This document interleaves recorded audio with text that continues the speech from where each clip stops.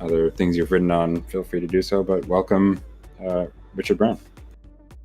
Thanks. Yeah, I appreciate it. Nice to be here. Yeah, I have a YouTube channel where I host discussions about consciousness and philosophy and neuroscience of consciousness. So people may be interested in that. But other than that, yeah, that's about it. It's on my website. Consciousness Live is what it's called. Great. So we'll include those some of those links in the server here, and also on the video when it gets uploaded. So Cool. I think to start out, maybe if we could get in a sort of a brief account of your approach or general view in the philosophy of mind, and then we'll go on from there. Okay. Well, my overall position is somewhat agnostic, since I think these questions are very difficult. And when I started, I had much more firm convictions. But as I've gone through, I feel somewhat like a lot of these questions we just don't know the answers to. But I sort of still have my overall sympathies lie with some kind of physicalism. And I've defended higher order theories of consciousness, and I guess my firmest conviction is something like the identity theory, mind-brain identity. But even there, I'm not a like full-on convert, but I do think that it's defensible position, and that's about it. So I guess but also coupled with all that, I'm a kind of a big believer in the reality of phenomenal consciousness. And so I would deny views like illusionism and those sorts of things. So I want a kind of a physicalism that accounts for the sort of manifest reality of consciousness, which some people find difficult or hard to understand. And so like I said, I wouldn't say that I know that that is true, but I certainly would like it to be true. I don't think it's been refuted. Fair enough. Why would you like it to be true? Is there some like motivations or intuitions in its favor, would you say, or? Yeah, so I think the biggest one is the causal relevance of the mental to the physical. So if you look at the kind of historical picture, or at least like a potted history of the historical picture, one that you get here lots, like you start with Descartes, and Descartes has this mind-body dualism, and there's the question of how the two interact, the mind and the physical. And Descartes didn't have a really good answer because, well, part of the issue was the background picture about the way the physical world worked, a very Newtonian picture where transmitting causes to effect requires some kind of contact between the two, and so it wasn't clear how this non-physical thing could come into causal contact with the physical world. That's I guess is attributed to Princess Elizabeth of Bohemia, who wrote to him on this objection, and he doesn't have a really good answer to that. And so I think you'd put that same objection slightly differently, given the way physics has progressed. But it's still an issue, I think, about this causal interaction. And so for me personally, anyway, that was like psychologically the biggest factor in my sort of coming to realize that my sympathies really were on the physicalist side. The thing about cause and effect, like, how is it that these mental occurrences, like a seeing and hearing something, can cause me to respond in a certain way? So I just couldn't take epiphenomenalism, and I didn't understand how things could interact from a dualist perspective. So I think that's probably the biggest reason. Fair enough. Yeah, I mean, we no longer think that conscious stuff is reaching into the physical world via the pineal gland or by some other part of our brain or so on. Yeah, but even so, there are still like substance dualists, like that there still are people out there who think that the mind is a kind of non-physical substance. I think Swinburne, maybe someone like that, Richard Swinburne, but there are others too. And if you really, I think about like the link between the physical world and the mental world, we don't really understand what cause and effect is at a real deep I mean, it's still a philosophical question about what the nature of causation is. And so there are different models that you could have about how this non-physical thing could interact with the physical world.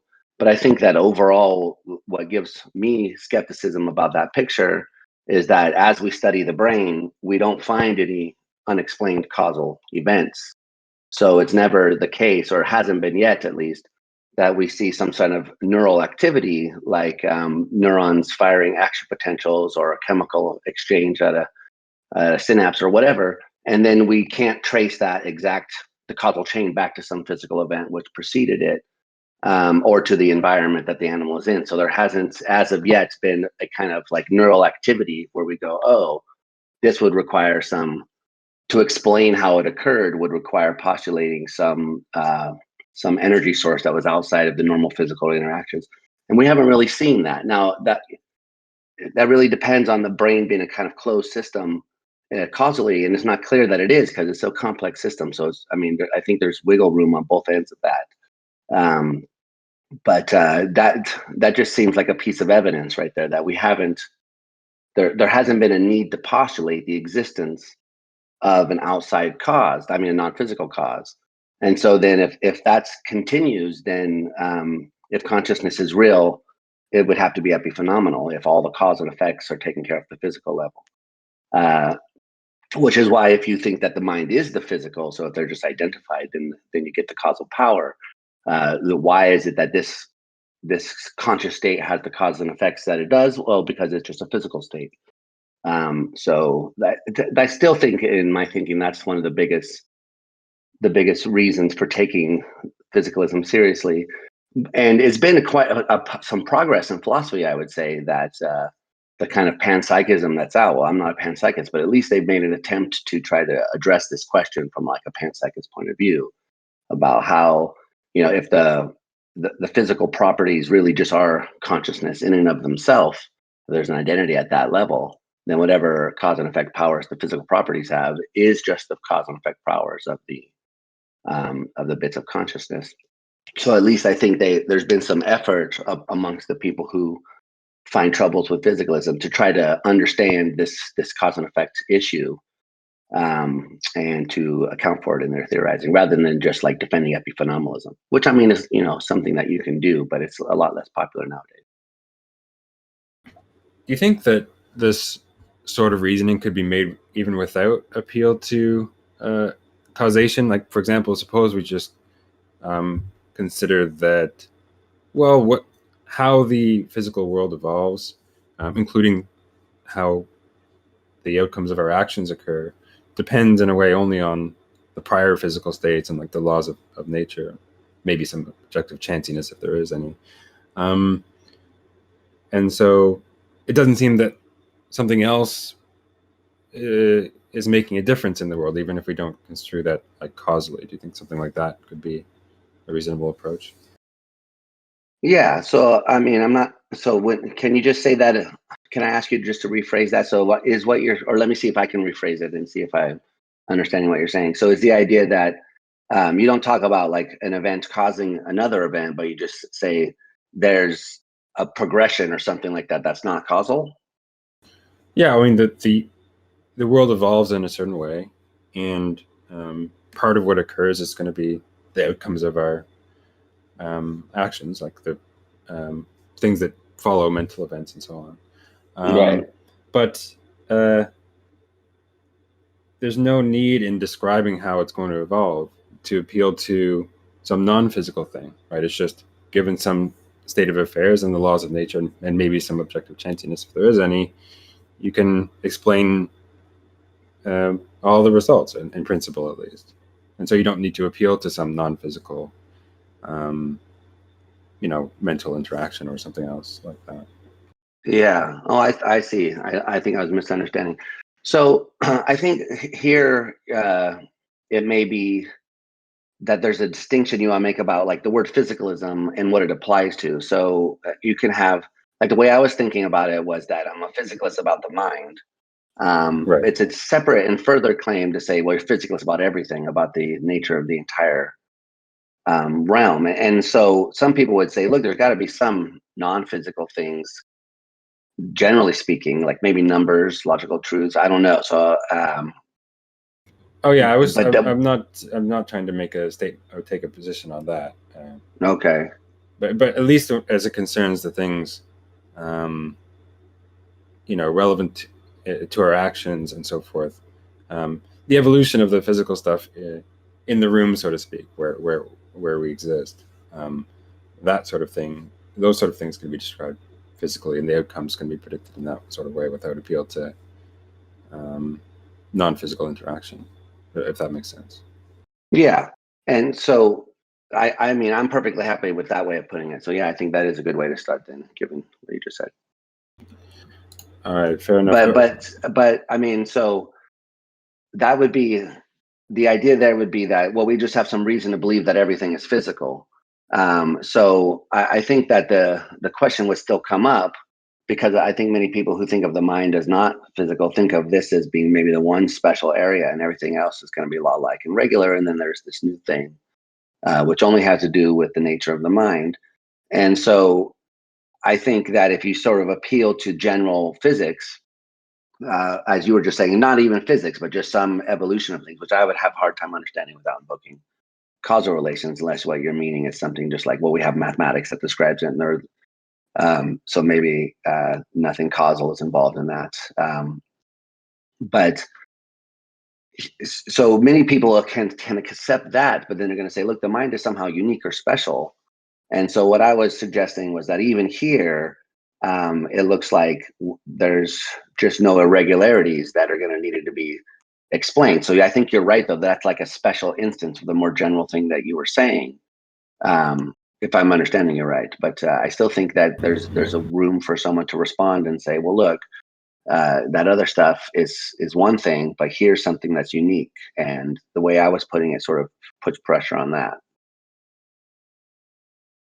All right, sounds good. Yeah, you mentioned in one of your first replies that you've worked on higher order theories of consciousness. Uh, Yeah. you've written or co-written several articles, especially recently on that matter.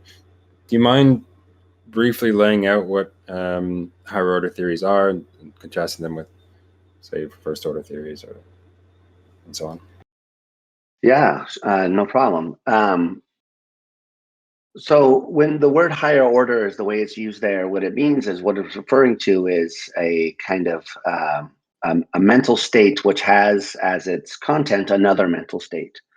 So you have you can usually think about perception as the first way to get into this idea. So we can perceive the external environment. Like I see there's books on my desk and there's a cup of tea sitting next to me. But it also seems like, at least when you start thinking about this, that maybe you can perceive the contents of your own mind. And some people in the history of philosophy have gone so far as to say, well, this is clearly the case. Aristotle famously said, when I see, I also perceive that I see. So there's a kind of reflexivity to the kind of conscious experience that we're talking about. There's not only an awareness of the external environment, but somehow an awareness of the fact that you have that first order awareness. So to back up, the first order awareness there is something which represents the external environment, or that can include the body, like your arm or leg or whatever.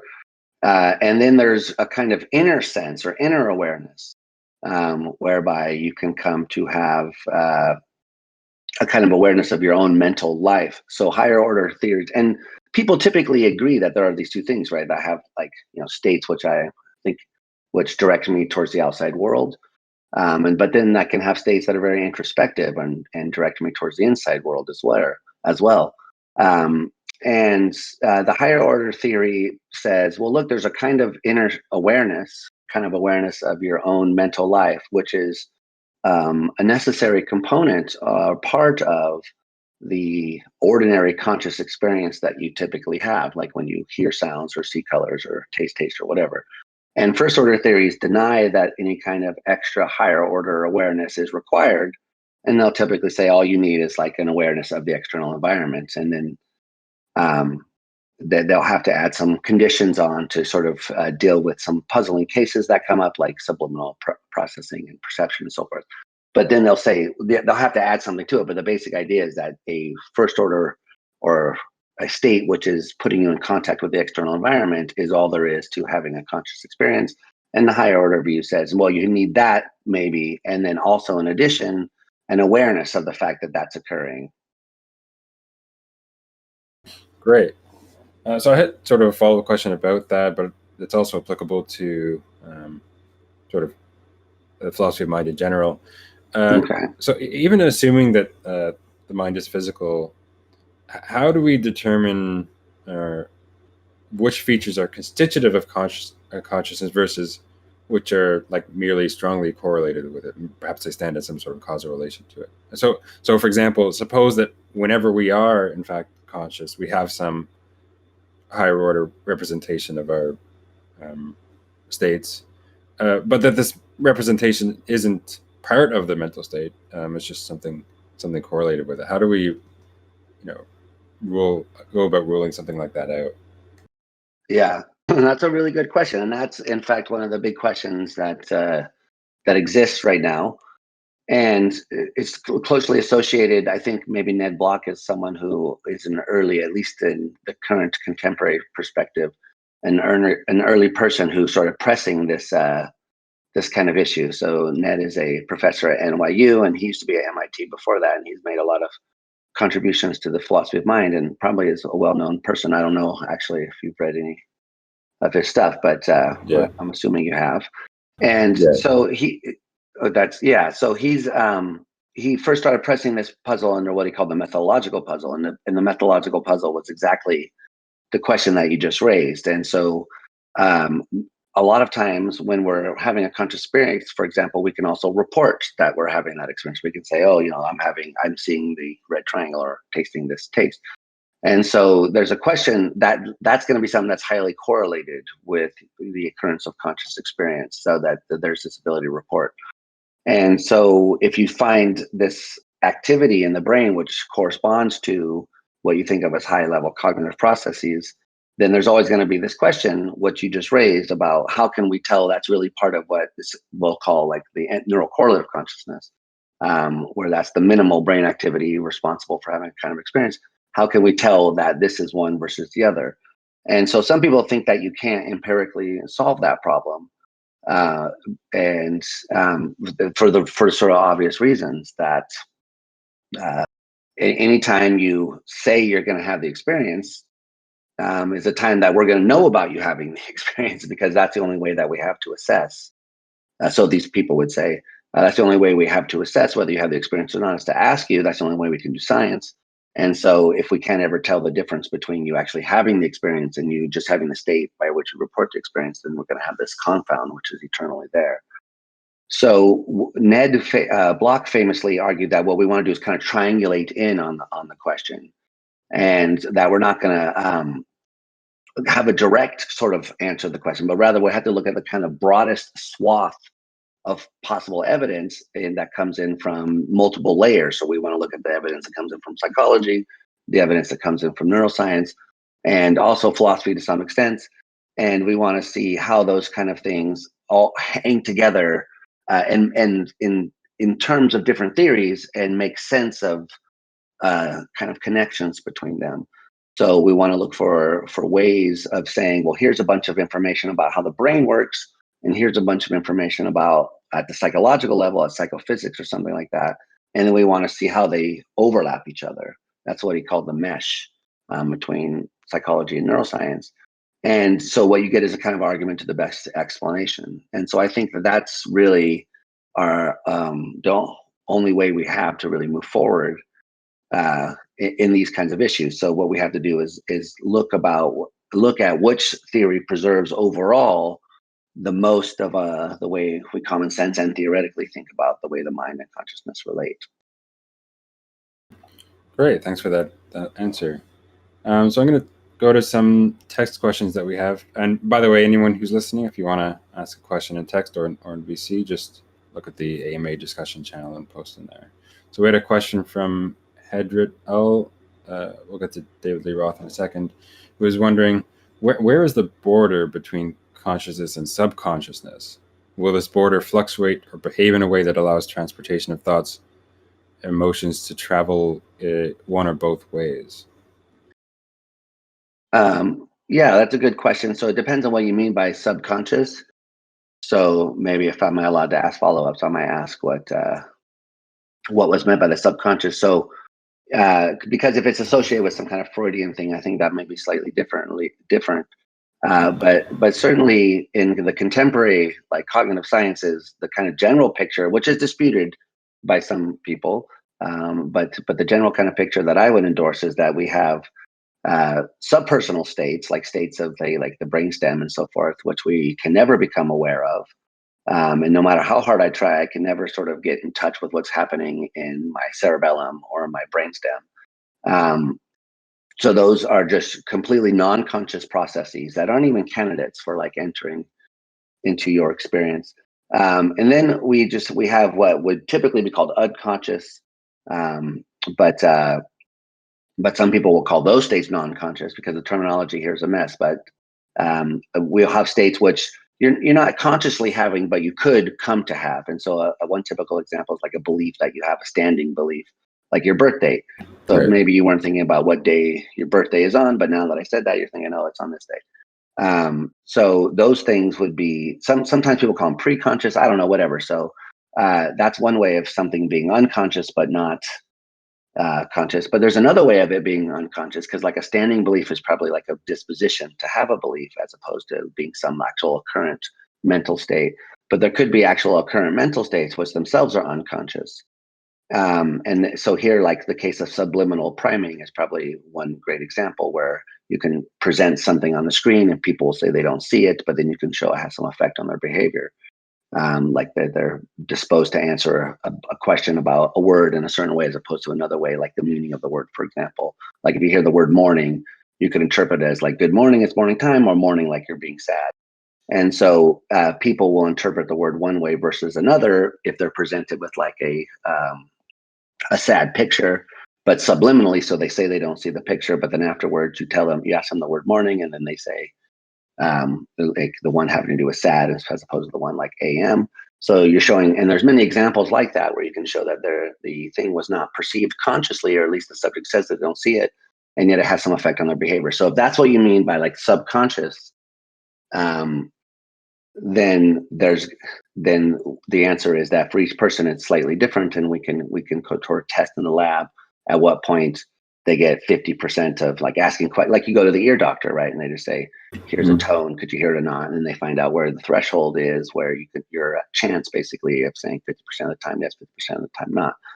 So but I'm not sure if I'm even answering the question, because if it meant something deeper about subconscious, then I'm not sure that Well, I'm I think saying so. anything addresses that. If the idea is that whether it's conscious versus subconscious, or at least conscious versus not conscious, is whether it's something about which the person is aware, I think that probably is helpful in answering his question. Um, it does seem to lead to, well, there's going to be a lot of vagueness, I think, right, in what counts as subconscious or non-conscious mental processing or events. Is that right? Uh, so I'm not sure if you're asking me that question, but Yeah. I'm not sure what you mean by vagueness. So Well, in that there's when talking about non-conscious processes, like um, you're mentioning things like that are occurring more towards the brainstem or whatever else, and things that are not candidates for entering into consciousness. Um, yeah, for discerning things that are non-conscious but otherwise, um, you know, neural or mental in some way, from things that are not even mental at all, or neural at all.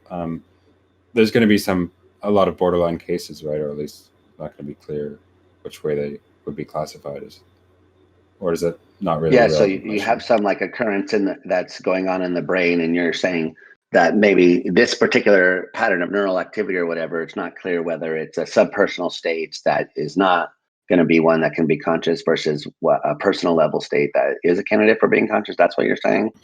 Sure.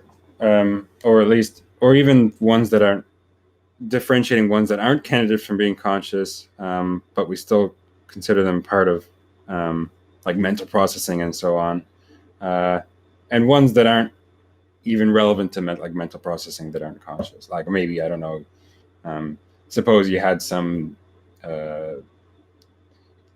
cancer cells replicating in your brain. Well, that's not even the sort of thing that's we would call cognitive processing at all. Not only that it Right. wouldn't enter into consciousness, but it's not even relevant to it. And you're saying that there could be cases that are vague as between those things? Sure. I mean, it seems at least plausible, given that we don't have, at least I'm not aware of any precise criteria for counting as, for something to count as relevant to cognition and so forth.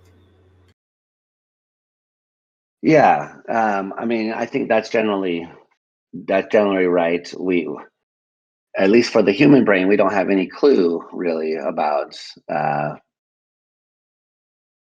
how to answer a question like that, I guess I'd say. So, if we look at some activity that we think is important for, let's say, color, like in a certain particular part of the brain, like V5, where there's thought to be color processing, we can say, well, on an fMRI scan, this area is differentially activated. That means there's something going on here when you're processing color, and we can show that it's activated less when the color is not subjectively perceived. Like when you say you don't see it, but it was presented subliminally, we can show that it's activated more when the thing is right there in front of your face. But we don't really know like what activity is doing, such that it results in those differences. So when we look at like brain decoding and such like that, what we're doing is actually training machine learning algorithms to decode these patterns of blood flow that we're depicting up on. But we don't have like a overarching theory of the brain, or even how psychological states are realized in the brain. Although we have bits and pieces of it that I think that we could defend, so that we think that, from the basic idea that neurons are preferentially responsive to things in the environment. And you can build up from systems of those things, systems which are preferably responsive to higher level features. And that seems to be the way brain is organized, in this kind of hierarchical way. So there's areas in the brain that are sensitive to whether there's something that's a face or not a face. And there's, like in high level, like the fusiform face area, in the temporal lobe of the brain. And then there are areas lower down that don't care about whether something is a face or not, but they care about whether there's a certain line of kind of orientation. So they seem to be preferentially sensitive in that way to things in the environment. And then the idea is that they fire together to signify the conjointness of those things. So they fire in temporal harmony, synchrony. And then that kind of information can be sent around to various subsystems on other waveforms, like theta waveforms, which can act as broadcast waveforms. So there's bits and pieces, and of course these are all theoretical things, but that's the way that science proceeds. We have an object there that behaves in a certain way, and we are trying to reverse engineer it. And it also does a bunch of psychological things. So we're not just trying to find out like mechanically how the brain functions. I mean, we are trying to do that, but we're also, in addition, at least at the level of the cognitive neurosciences, trying to figure out how a machine like that could implement certain cognitive functions. And that's very difficult. And there's one recent kind of sad demonstration that we may be on the total wrong track here. And so some people took it was an old video game or something like that, some cognitive neurosciences, like an Atari cartridge. I should have looked up the details, but they tried to use the techniques of neuroscience basically to reverse engineer it. And, so what did they do? They did lesions and they did scans of the electrical, and they pinged it in various ways. And they could never really reverse engineer what program it was running, even though, this is a program that we wrote, and they knew exactly what the program was. It was implementing some, like 1980s video game. But they couldn't, using the techniques of modern neuroscience, they weren't really able to reverse engineer that. And so some people have thought, we're not doing such a great job at figuring out how to implement these things. And the best we can do really right now is to say, well, this kind of activity is present when someone's performing this task. And try to correlate that with the cases where a subject says, I see the thing or I don't see the thing. So that's called the contrastive analysis. So you have the person saying, I see it, and the person saying, I don't see it. And then you look at the brain data. And then, of course, you run right back into that question, which you asked about earlier, which is, okay, so how do you tell from that the difference between the part of the brains that are involved in them saying, I see it, versus them actually having the visual experience? And so one of the things, I mean, this is now getting off on sort of a tangent here, but if you want just to continue it, one of the things we're trying to test for right now is whether people can have what's called change blindness, which is where you show them something and right afterwards a blank screen, and then you show them something else, like usually some squares that are oriented in various ways, like being up and down or horizontal or slightly at a diagonal. And they're presented in an array, like a clock face, let's say, where one is at 12 o'clock, 1 o'clock, 2 o'clock. And then one of those will have changed or not. And what they're asked is, did they notice, a rectangle in this position, like the 2 o'clock position, where they notice that it changed in orientations? And people are very bad at doing that unless you give them a cue in between. So you show them the first set of blocks and then you take it away, but on the screen, put an arrow pointing to one of the positions, like the 2 o'clock position. And then you show them the new set of blocks and they're able to say, oh yeah, okay, that one, it did or didn't change, to get much better. And so this has been a way that some people have argued the kind of conscious experience that we have goes beyond what we can report at any given moment, and overflows, or that's the technical kind of word that Nick Block came up with, but it overflows our ability to report. And so this is one area where people have argued, what this suggests is that reportability isn't really relevant, because you can show cases where there were experiences that people had but weren't reportable. Now that's a disputed claim, and in fact I've spent some time arguing that there's another interpretation there, but that would be one of the ways that people would offer for how we might be able to get around some of these issues. Great, that's all very interesting stuff. Of course, this research is largely human-centric, and on that, Hedrick had a sort of related question. Is consciousness only a human trait, or is it shared by other or all animals? And how do we go about determining which other species are conscious and to what extent? Yeah, I mean, that's a great question. I think that it's first of all, I would want to separate the kind of moral question from the scientific question. And I would say that it's probably, we don't want to hang the one on the other, because we want to recognize that the moral question is its own question. I'm not sure if answering the scientific question would answer that question or not, but the moral question is like, how should we treat animals? And I think, I'm a vegan for ethical reasons, and I think that we have treated animals very poorly, and I'm very much against like factory farming and so forth. And I would, if anyone wants to ask about those kinds of views as well, I'm more than happy to talk about them. But so I think that the first thing about animals is, yes, I think that animal consciousness is widespread. At least, I mean, I think it's kind of goes beyond obvious to say that it's present in mammals. And some birds, probably how far does it go down? Is a bee conscious? I don't know. So there, I think that it gets a little bit iffy. And you're going to have people with differing intuitions about whether bees are conscious. They certainly can do amazing things. And in one sense of conscious, they're perfectly conscious, because if you mean, well, they're responsive to their environment, then of course they're conscious. If you mean, do they have sleep-wake cycles? Then yes, of course they're conscious. The bees sleep. And I was actually just seeing some very cute pictures of bees online, huddled up inside of a flower on Twitter earlier today. So they do, they are sensitive to the environment, and they do have sleep-wake cycles, so they're conscious. But do they have experiences? That's the sense of consciousness that baffles philosophers. Do they experience the world? There, I think it's hard to know what the answer is. I've seen arguments on both sides, and I was just at a conference not too long ago at NYU on this very topic, and there are people who argue it extends all the way down through bees, and people say no. And so I think that it's very unsure. But at that point, what I would say is that's where the moral considerations come in. because if it's even probable that bees are conscious, then I think that guarantees that we ought to treat them in certain ways, just to err on the sort of side of caution, as it were. Um, so even if we don't scientifically know the answer to the question, I think that when it comes to making like horrendous mistakes, we should be cautious. And if they were conscious, and if being conscious really mattered to morality, as many people think, so like creating more suffering overall is a bad thing. And if in our actions we are unwittingly creating like tremendous amount of suffering, so maybe each individual bee doesn't suffer too much, but like the overall suffering of bees generally may be quite astronomical, especially given the number of insects and so forth.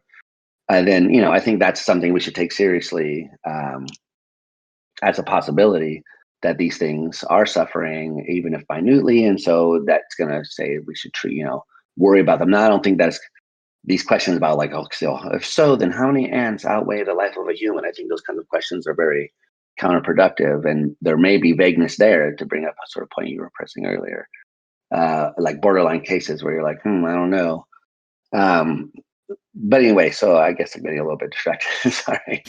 No, that's great. Do you think that part of how we would go about answering that question is, well, first determining what sort of account of consciousness is correct, at least in our purpose, in our sake, right? So, is some higher order theory correct? And if so, maybe we would go about determining what other things are conscious by determining which other things have higher order representations of their own states or representations and so forth.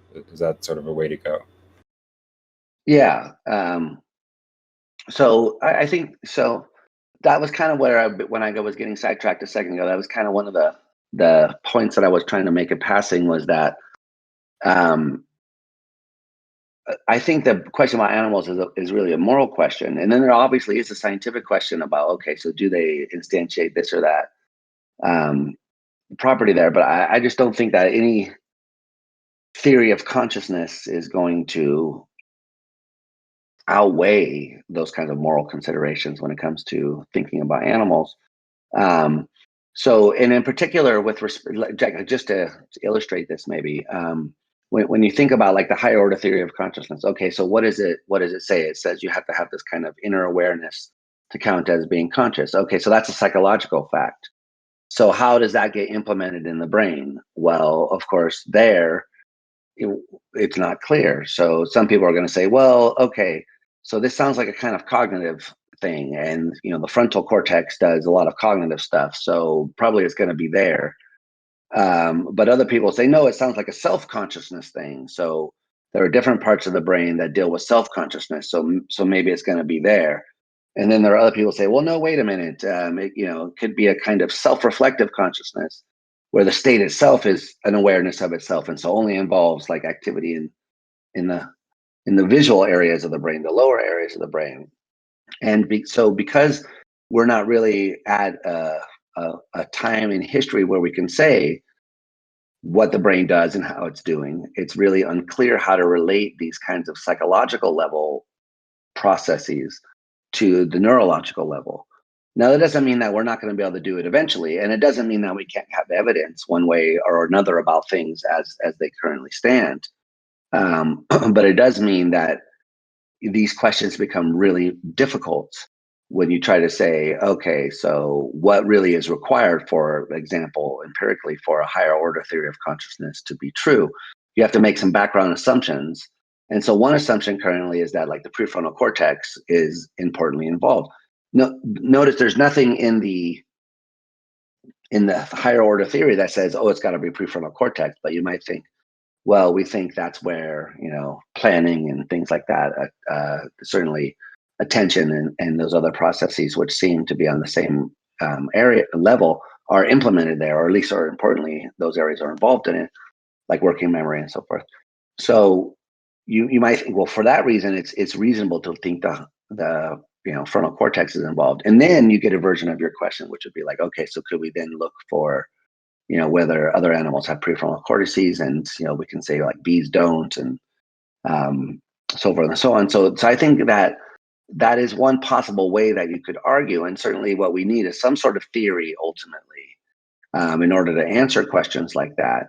in a definitive way. But there's also a problem with that, which is that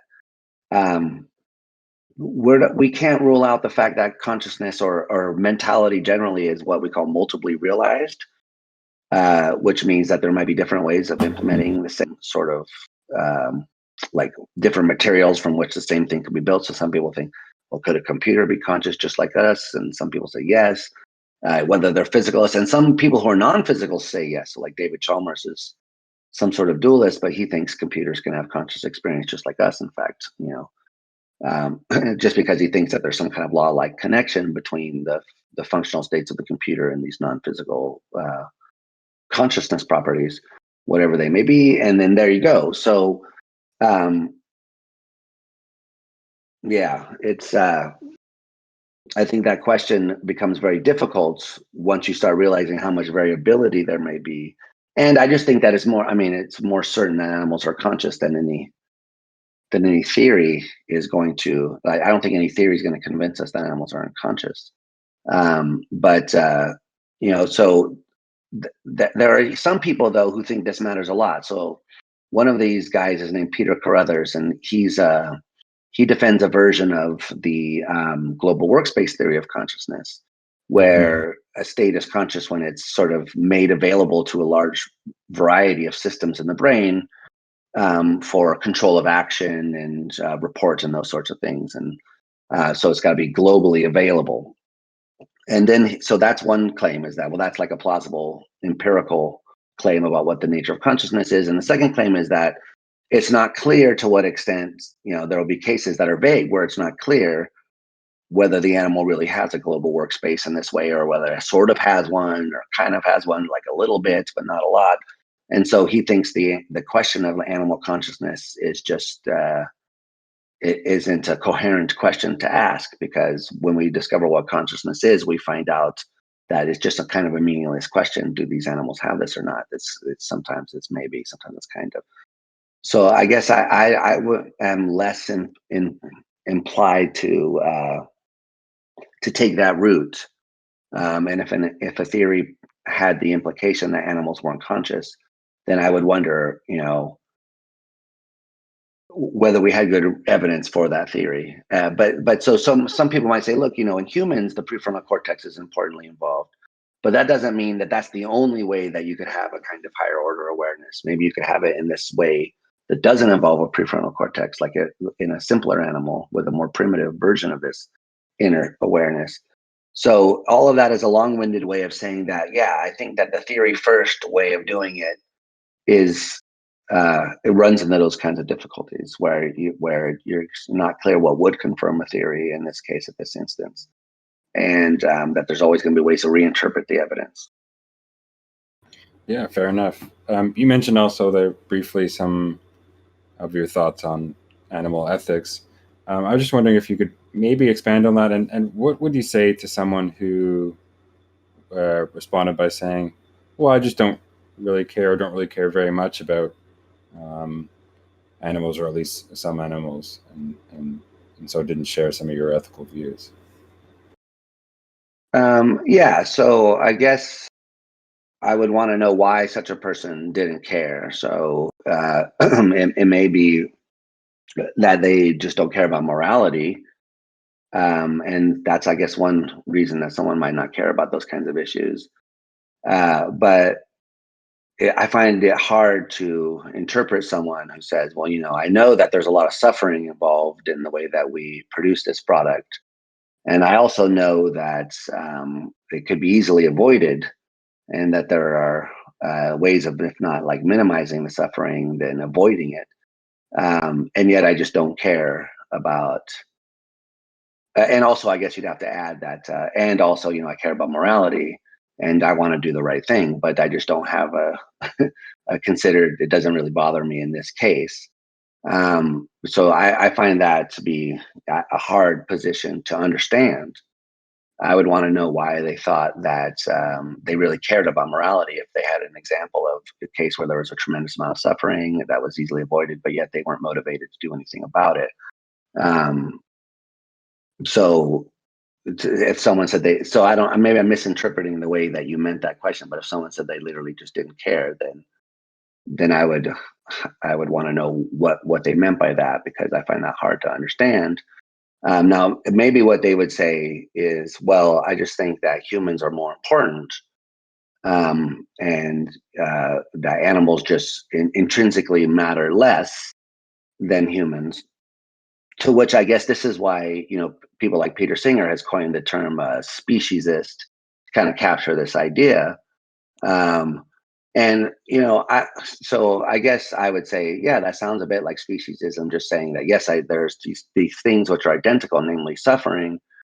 They're the same, and I get that humans can suffer in ways that go beyond what animals can. Like, we can anticipate future events and so forth. And we have higher level pleasures, and so you could you can have all that stuff. And I'm not saying that humans are equivalent to non-human animals, but at least you could find some cases of a pain. I think, like, you could find cases of a pain in me and a pain in, say, your typical pig, where as pains they were very similar along at least some dimension. Like, obviously, I would have higher levels of discomfort because I've been wondering how long this is going to last, and is it going to happen again? So, and the pig probably isn't doing stuff like that.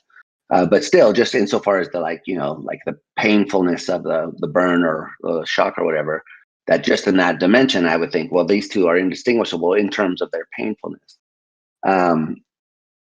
Now, can we verify that? I don't know. I haven't been a pig, but that was sort of what I was saying earlier about thinking this is more like a moral issue. So, I mean, you could deny that the pig felt pain and say maybe it just reacts in such a way that physiologically looks like it's suffering, but it isn't. I think that's hard to take seriously, especially given what we know about their cognitive abilities and so forth. But I don't know. There are some people who I think would maybe defend that sort of view there, but I would say, yeah. So that would one thing is that there's just this connection between like being able to reduce suffering and sort of caring about it. But also, I think that you could say there's a kind of rational motivation as well. So there's a motivation, I think, that comes from the way we feel, and also a rational motivation in that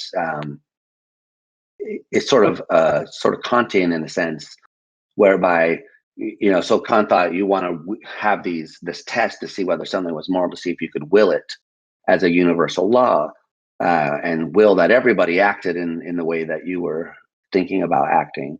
And if you couldn't consistently do that, then there was some flaw. You were in some sense being irrational.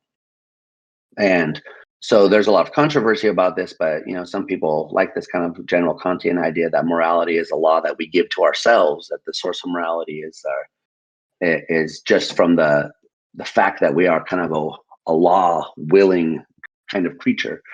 And so, well, what could the content of that law be? Well, it can't be anything specific. So this is just general Kant 101 at this point. But so that would have to be just the form of the law in some sense, that we act in a way that we could universalize or something like that. And so a lot of times people will want to just include in who gets to be sort of thought about in this condition as just a rational agent. Certainly that's what Kant thought too. Kant had a horrible view about animals. He thought that you couldn't harm them directly. So if I like came over to your house and killed your cat, then I wouldn't have done anything wrong to the cat, according to Kant, or at least some interpretations of them. But instead, what would have happened was I would have done something wrong to you, the owner of the cat, because I would have damaged some property of yours, and therefore did something immoral with respect to you, but not with respect to the animal, because they just weren't rational, and so didn't even enter into the realm of moral consideration on this way of reading Kant. And so I think that the problem with that is that you can also sort of enter the cat into your thinking as a sentient agent, which is also one description of you. So we are sentient. And so if you sort of thought about, well, what would, if you were in that cat's position, so to speak, could you assent to this? I think you can get the same sort of inconsistency at that level as well. And so I think that, there's a lot of, and so one argument that I've heard in response to this is, look, there's a lot of things to worry about, and humans are pretty bad off in a lot of places, so we should focus our attention on them and not so much the animals. And I'm sensitive to that idea, but I just don't think that worrying about one thing means that you can't worry about the other things as well. And I really do think that future history will look back on like factory farming as one of the great moral tragedies, with some other ones as well. But this one would be up there, I think. One of the shortcomings of people will look back and say, "Wow, we'll think about it the way we think about the tragedies of the past." I think that's an empirical prediction. So we'll see. Maybe it would happen, maybe it won't. But that's what I would predict. And yeah, so anyway, that's what I would say to someone. I would want to draw them into a discussion about what they mean by morality and why these kind of considerations don't move them. Now, having said that, just really quickly, I would also say that I recognize that being a vegan is a luxury in the sense that I can afford to do it. And certainly, I grew up in a way where that was more difficult to maintain because of our income. I grew up in a kind of poor area of Los Angeles and Central California. And so it costs money to be able to eat healthily on that kind of diet. Not everyone can do it. So I understand that sometimes if what people say is, well, look, if you ought to do something, that means you can do it. So this ought implies can. Then I think that maybe some people don't have the obligation to live in this way because they can't afford it, or they can't and otherwise actually pull it off. So I think that the issue is complicated.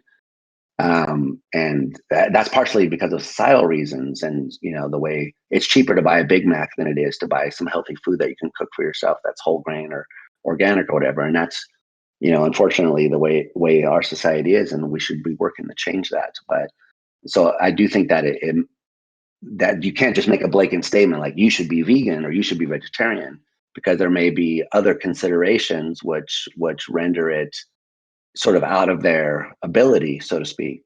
They just may not be able to do it for financial, societal, cultural, or whatever reasons. I'm a little bit more skeptical about biological reasons, although I have heard people try to make the argument that there's some things we can only get from meat, and some people have said, well, I just wasn't healthy unless I was eating this way. So I don't know. To be honest, I'm not too much of an expert on that science. But I would be surprised if those things were true.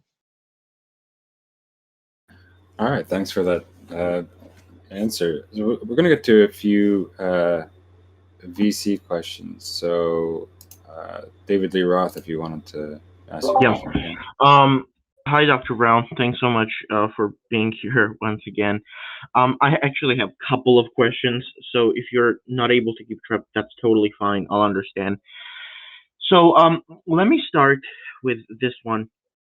First, a lot of identity theorists I speak to personally present the case of identity theory in a sort of in a way where they, for example, point out the problems with other viewpoints, let's say other physicalist viewpoints, and say, you know what, identity theory is the most reasonable. However, if you were asked to present a positive case for identity theory, what would it be? That's my question number one. Another question I wanted to ask is, of course, how do you respond to the explanatory gap problem that was put forward, I believe, in the 70s or 80s the first time? And I actually had two more. One is, you mentioned epiphenomenalism. Sorry? Well, just take a couple for now, but we'll and go on to. Yeah, you mentioned epiphenomenalism, and I'm wondering, do you think that the case for epiphenomenalism is dead? Do you believe that there is no way to rescue some kind of an epiphenomenalist view? Do you foresee it making any resurgence? And similar questions about functionalism. Do you think functionalism is dead and there is nothing to rescue it, so to say? And thank you. That will be all of my questions. Okay, cool. So I think functionalism is the dominant view right now amongst people that think about these issues. So I would be very surprised if functionalism kind of died out, just because it's extremely popular now. Of course, there's 100 million varieties of functionalism, and in psychology, that word means something different, slightly different than philosophy. So computationalism is sometimes a word you would hear over there, but so the idea basically being that there's a kind of function which can be defined into abstract terms, the implementation of which is the performance of this or that mental activity.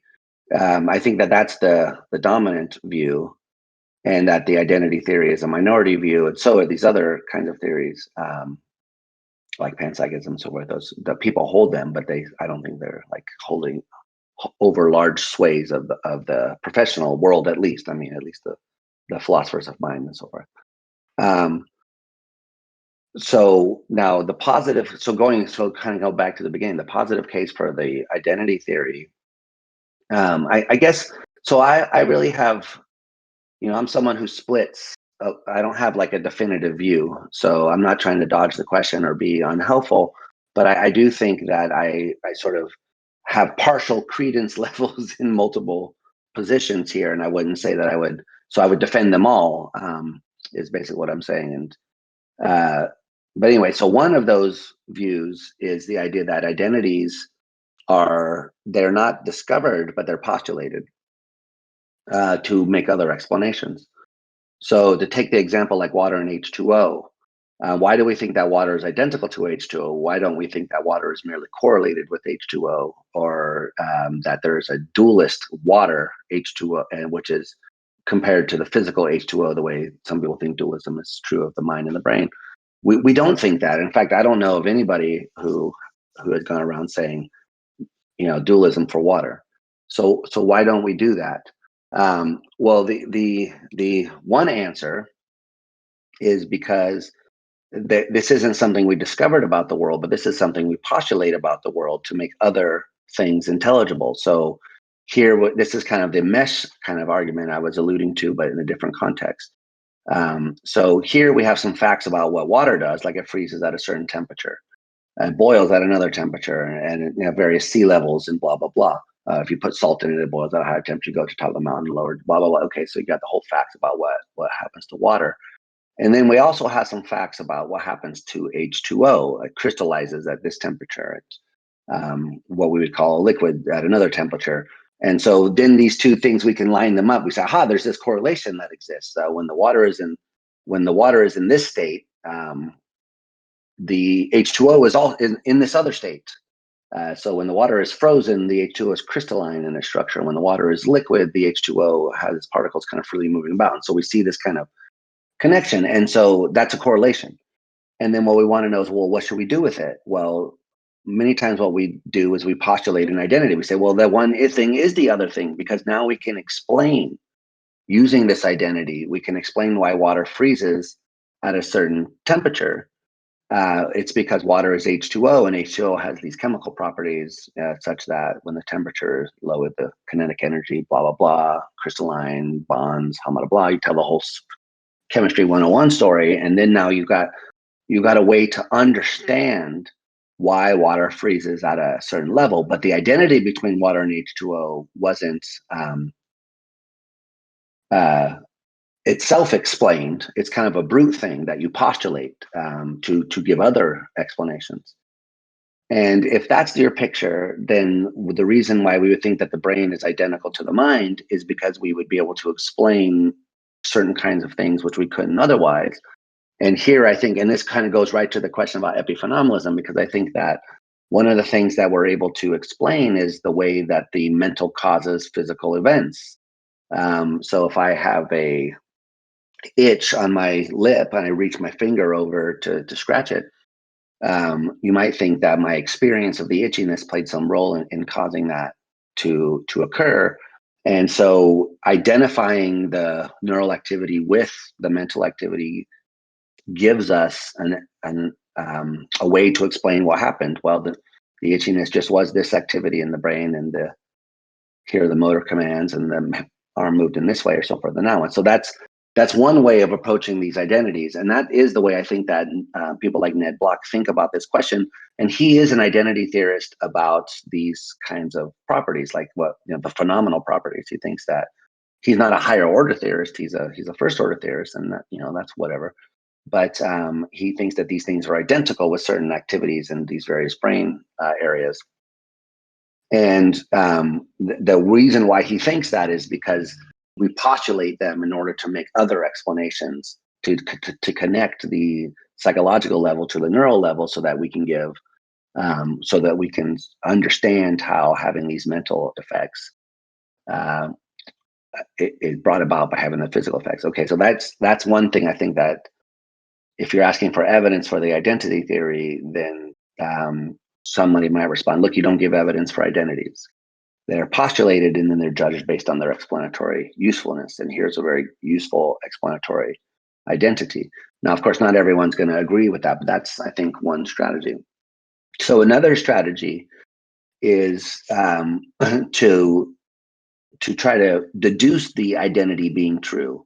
And this is the strategy that's associated with like David Chalmers and his what's sometimes also called the Canberra plan, which is this kind of revival of a picture that was had by the logical positivists, actually, which like people like Carnap and those kind of guys who thought that you could have a theoretical set of sentences which were sort of austere in a certain sense, from which every other truth could be deduced from, so that there would be this kind of core set of base truths. And for the old logical positivists, those were just like the truths of physics. So that, you know, that project would kind of, people have lost hope in it in certain ways. And so what the people like Chalmers have done is say, well, you got to add some fact to the base things, but it's still relatively narrow. Like you add some basic facts about consciousness. And then so it's still fairly a constrained set. It's not as constrained as those guys thought, but it's still not everything. And then you deduce the fact that water is H2O. So all you have are like you have the concept of water and you have some information about how H behaves, and then it should follow like logically, it should be entailed logically from the facts about physics that water is wet and so forth. And so this is also sometimes associated with David Lewis. He was a physicalist. And so David Chalmers is a non-physicalist. So the idea here is you can have it either as a physicalist or not. And it's a separate idea from the other one, which says, you don't explain identities, they get postulated. So here's one that says, oh, they're logically implied by a certain kind of theory. So I think you could give a version of that for consciousness being physical. You would basically have to say, well, you'd have to identify some kind of roughly, some way of picking consciousness out. And so the obvious candidate that people have most times appeal to is like a functional description of the thing. And then you say, so, conscious state X is having this functional profile. The brain state being in this state is it's doing that functional profile. Therefore, consciousness is this brain state. That's a way of kind of deducing the identity. So then the question is like, well, what would you put into the first premise? It's easy to do it for water. We say water is wet at this temperature. And so there's a bunch of facts we could put in there to help pick it out. So I don't know. I think here the theory helps us in a sense, because if you really take this idea seriously, that people who are in mental states that they're not aware of in any way of being in, that those things are the unconscious states. Like if I show you something on the screen and you say I didn't see anything, and I say, well, there was something there, and you say, well, I didn't see it. I think that is very good evidence that you just didn't have a conscious state at that point with respect to the stimulus. And so the reverse of that is that you need a kind of awareness to have the consciousness of the state. So if that's kind of an essential component to consciousness, then that gives us a way to kind of think about a way we could perform a certain kind of deduction. Consciousness involved this kind of inner awareness. Here's the brain stuff that does the inner awareness. Therefore, consciousness is that brain stuff. Now, of course, that runs into all the problems that we were talking about earlier about how you distinguish these various states at the neural level. And so I don't think you could do it now, but at least it would be some reason for thinking that the identity theory could be true. So that would be my answer to the question about positive evidence for it, because so you either have to deduce it or postulate it. And there's a third option here, which is to say, well, look, these things are all empirically equivalent. And this is something like someone like Philip Goff likes to say. So he says, materialism, dualism, panpsychism, they're all going to postulate the same physical stuff. And they're only going to differ in sort of how their metaphysical level, which is independent of the science. So I think that's a third issue. So now it's with respect to epiphenomenalism, I don't think we can rule it out. It's certainly consistent. And And there's, evidence that we have these, Francis Crick and Christoph Koch, they call these things zombie systems. We have these zombie systems in the brain where things are done sort of relatively automatically and don't involve any kind of conscious awareness. And so epiphenomenalism is a possibility, but I think it's a cost to have to say that that consciousness doesn't cause anything, because you have to give up a kind of common sense idea. And if you have a theory that you can explain that common sense idea, I think that's the better theory, because most of the folk psychological platitudes are platitudes because they're more than likely true, which is why they survive in folk psychology, I think. So, I don't think you can rule out epiphenomenalism on scientific grounds, because it doesn't make any empirical predictions, and you can't rule it out on logical grounds. So I think that we can't rule it out, but I also don't think that it would be bad to believe that it's true. Great. I think we had another voice question from Ace, if you wanted to unmute. Hey, Dr. Brown. I quite enjoy reading your papers, actually. You actually arguably were the one that turned me into a type C physicalist. Oh, cool. Yeah, absolutely. Now, the thing is, so I wrote this out, so I'm just going to kind of quickly read it out. So, given the bombasticism and popularity of type A physicalist and the sad reservation and mostly ignored status of type C physicalist, so it seems that I would agree that type C physicalists, they kind of resolve and clarify many of the issues that type A physicalists have, mostly in them over assuming things and their definitions and that kind of stuff. However, the type C physicalist argument usually ends up with just a big IOU, the empirical sciences will figure it out. And to a lot of people, this kind of seems like an unsatisfactory answer. So, where at the same time you're kind of buttressing physicalists in some positions, but then saying, no, no, no, no, the dualists probably are at least have ground to stand here, probably more ground to stand than you assume. And so it seems like kind of a split-minded, kind of halfway position. And do you think that there might be some way to put forth maybe some more weighty arguments for type C physicalism rather than just maybe pointing out conceptual issues with type A? Yeah, I think that's a really good question. So for type, so these type A, B, C physicalisms and stuff, it sounds like if people know what that means, and maybe I'll just say sort of what they are generally. Yeah, if you could go over them really quickly for others, yeah. So it really depends. It's all relative to the way David Chalmers sets the problem up. So, you have this general explanatory argument that says, physics explains structure and function. Consciousness is not a structure or functional property, so physics doesn't explain it. And then you can sort of give examples, and you say, well, what do you mean? People say, well, the zombies and inverts, and okay, so you have all these Case Mary in her room, right? You have all these thought experiments which tug at you in various ways, and so Chalmers introduces a kind of the terminology of the hard problem to kind of get at these kind of problematic cases. And maybe we're cheating a little bit by putting it this way, but this is one way of thinking about what's going on, is that consciousness doesn't seem like it's associated with a functional or structural property, because it seems like whatever those properties were, you could ask this coherent question, well, but why are they associated with this conscious experience as opposed to another one? Or why, how do I know that my seeing red isn't like you're seeing yellow, even though we're behaviorally all the same? So if you really can have those kind of inverted cases, and if there really is a question about, how is it possible that you can have this this very same physical state but not have the conscious experience, then so that's the hardness of the hard problem, is exactly this idea that there doesn't seem to be a functional profile associated with consciousness.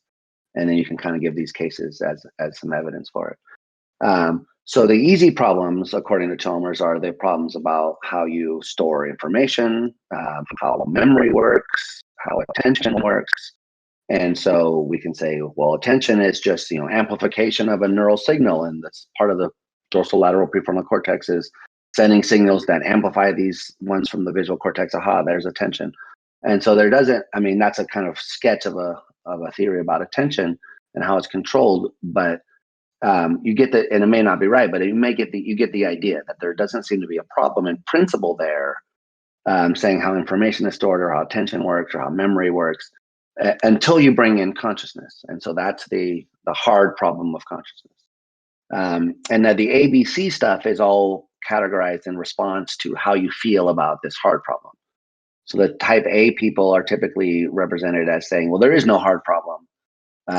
We can tell right now what consciousness is. It's just a brain process or a functional property, and there's no issue about it. Mary can know in her room what it's like to see red.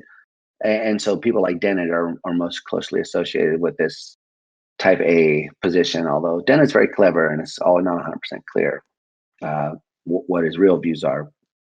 But anyway, so that's a kind of prototypical example of that. The type A people say no hard problem at all. There's all just easy problems, and they're working on the science. So the type B people say, well, look, these identities are postulated sort of after the fact. They're what Kripke called a posteriori necessities. They're things that we only found out from experience, but once we know they're true, we know that they're necessarily true. Just like water is H2O, it was something we found out from experience. And now, since water is H2O and identities are necessary, we know this is a necessary fact, but we found out about it empirically. So those are the type B people. And then there are the type C people who, as you were saying, say, well, look, the science isn't at a state right now where it can answer these questions, but in the future it may be. And so, Thomas Nagel is a kind of classic guy who has influenced a lot of type C people. And he gave the example of like traveling back to time and meeting Socrates and trying to explain relativity physics or quantum mechanics to Socrates.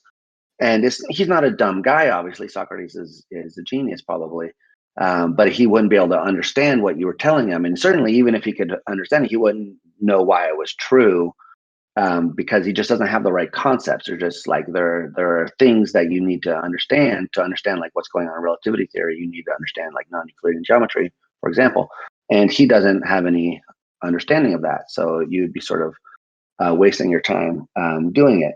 And so the idea is, well, maybe that's the position that we're in right now.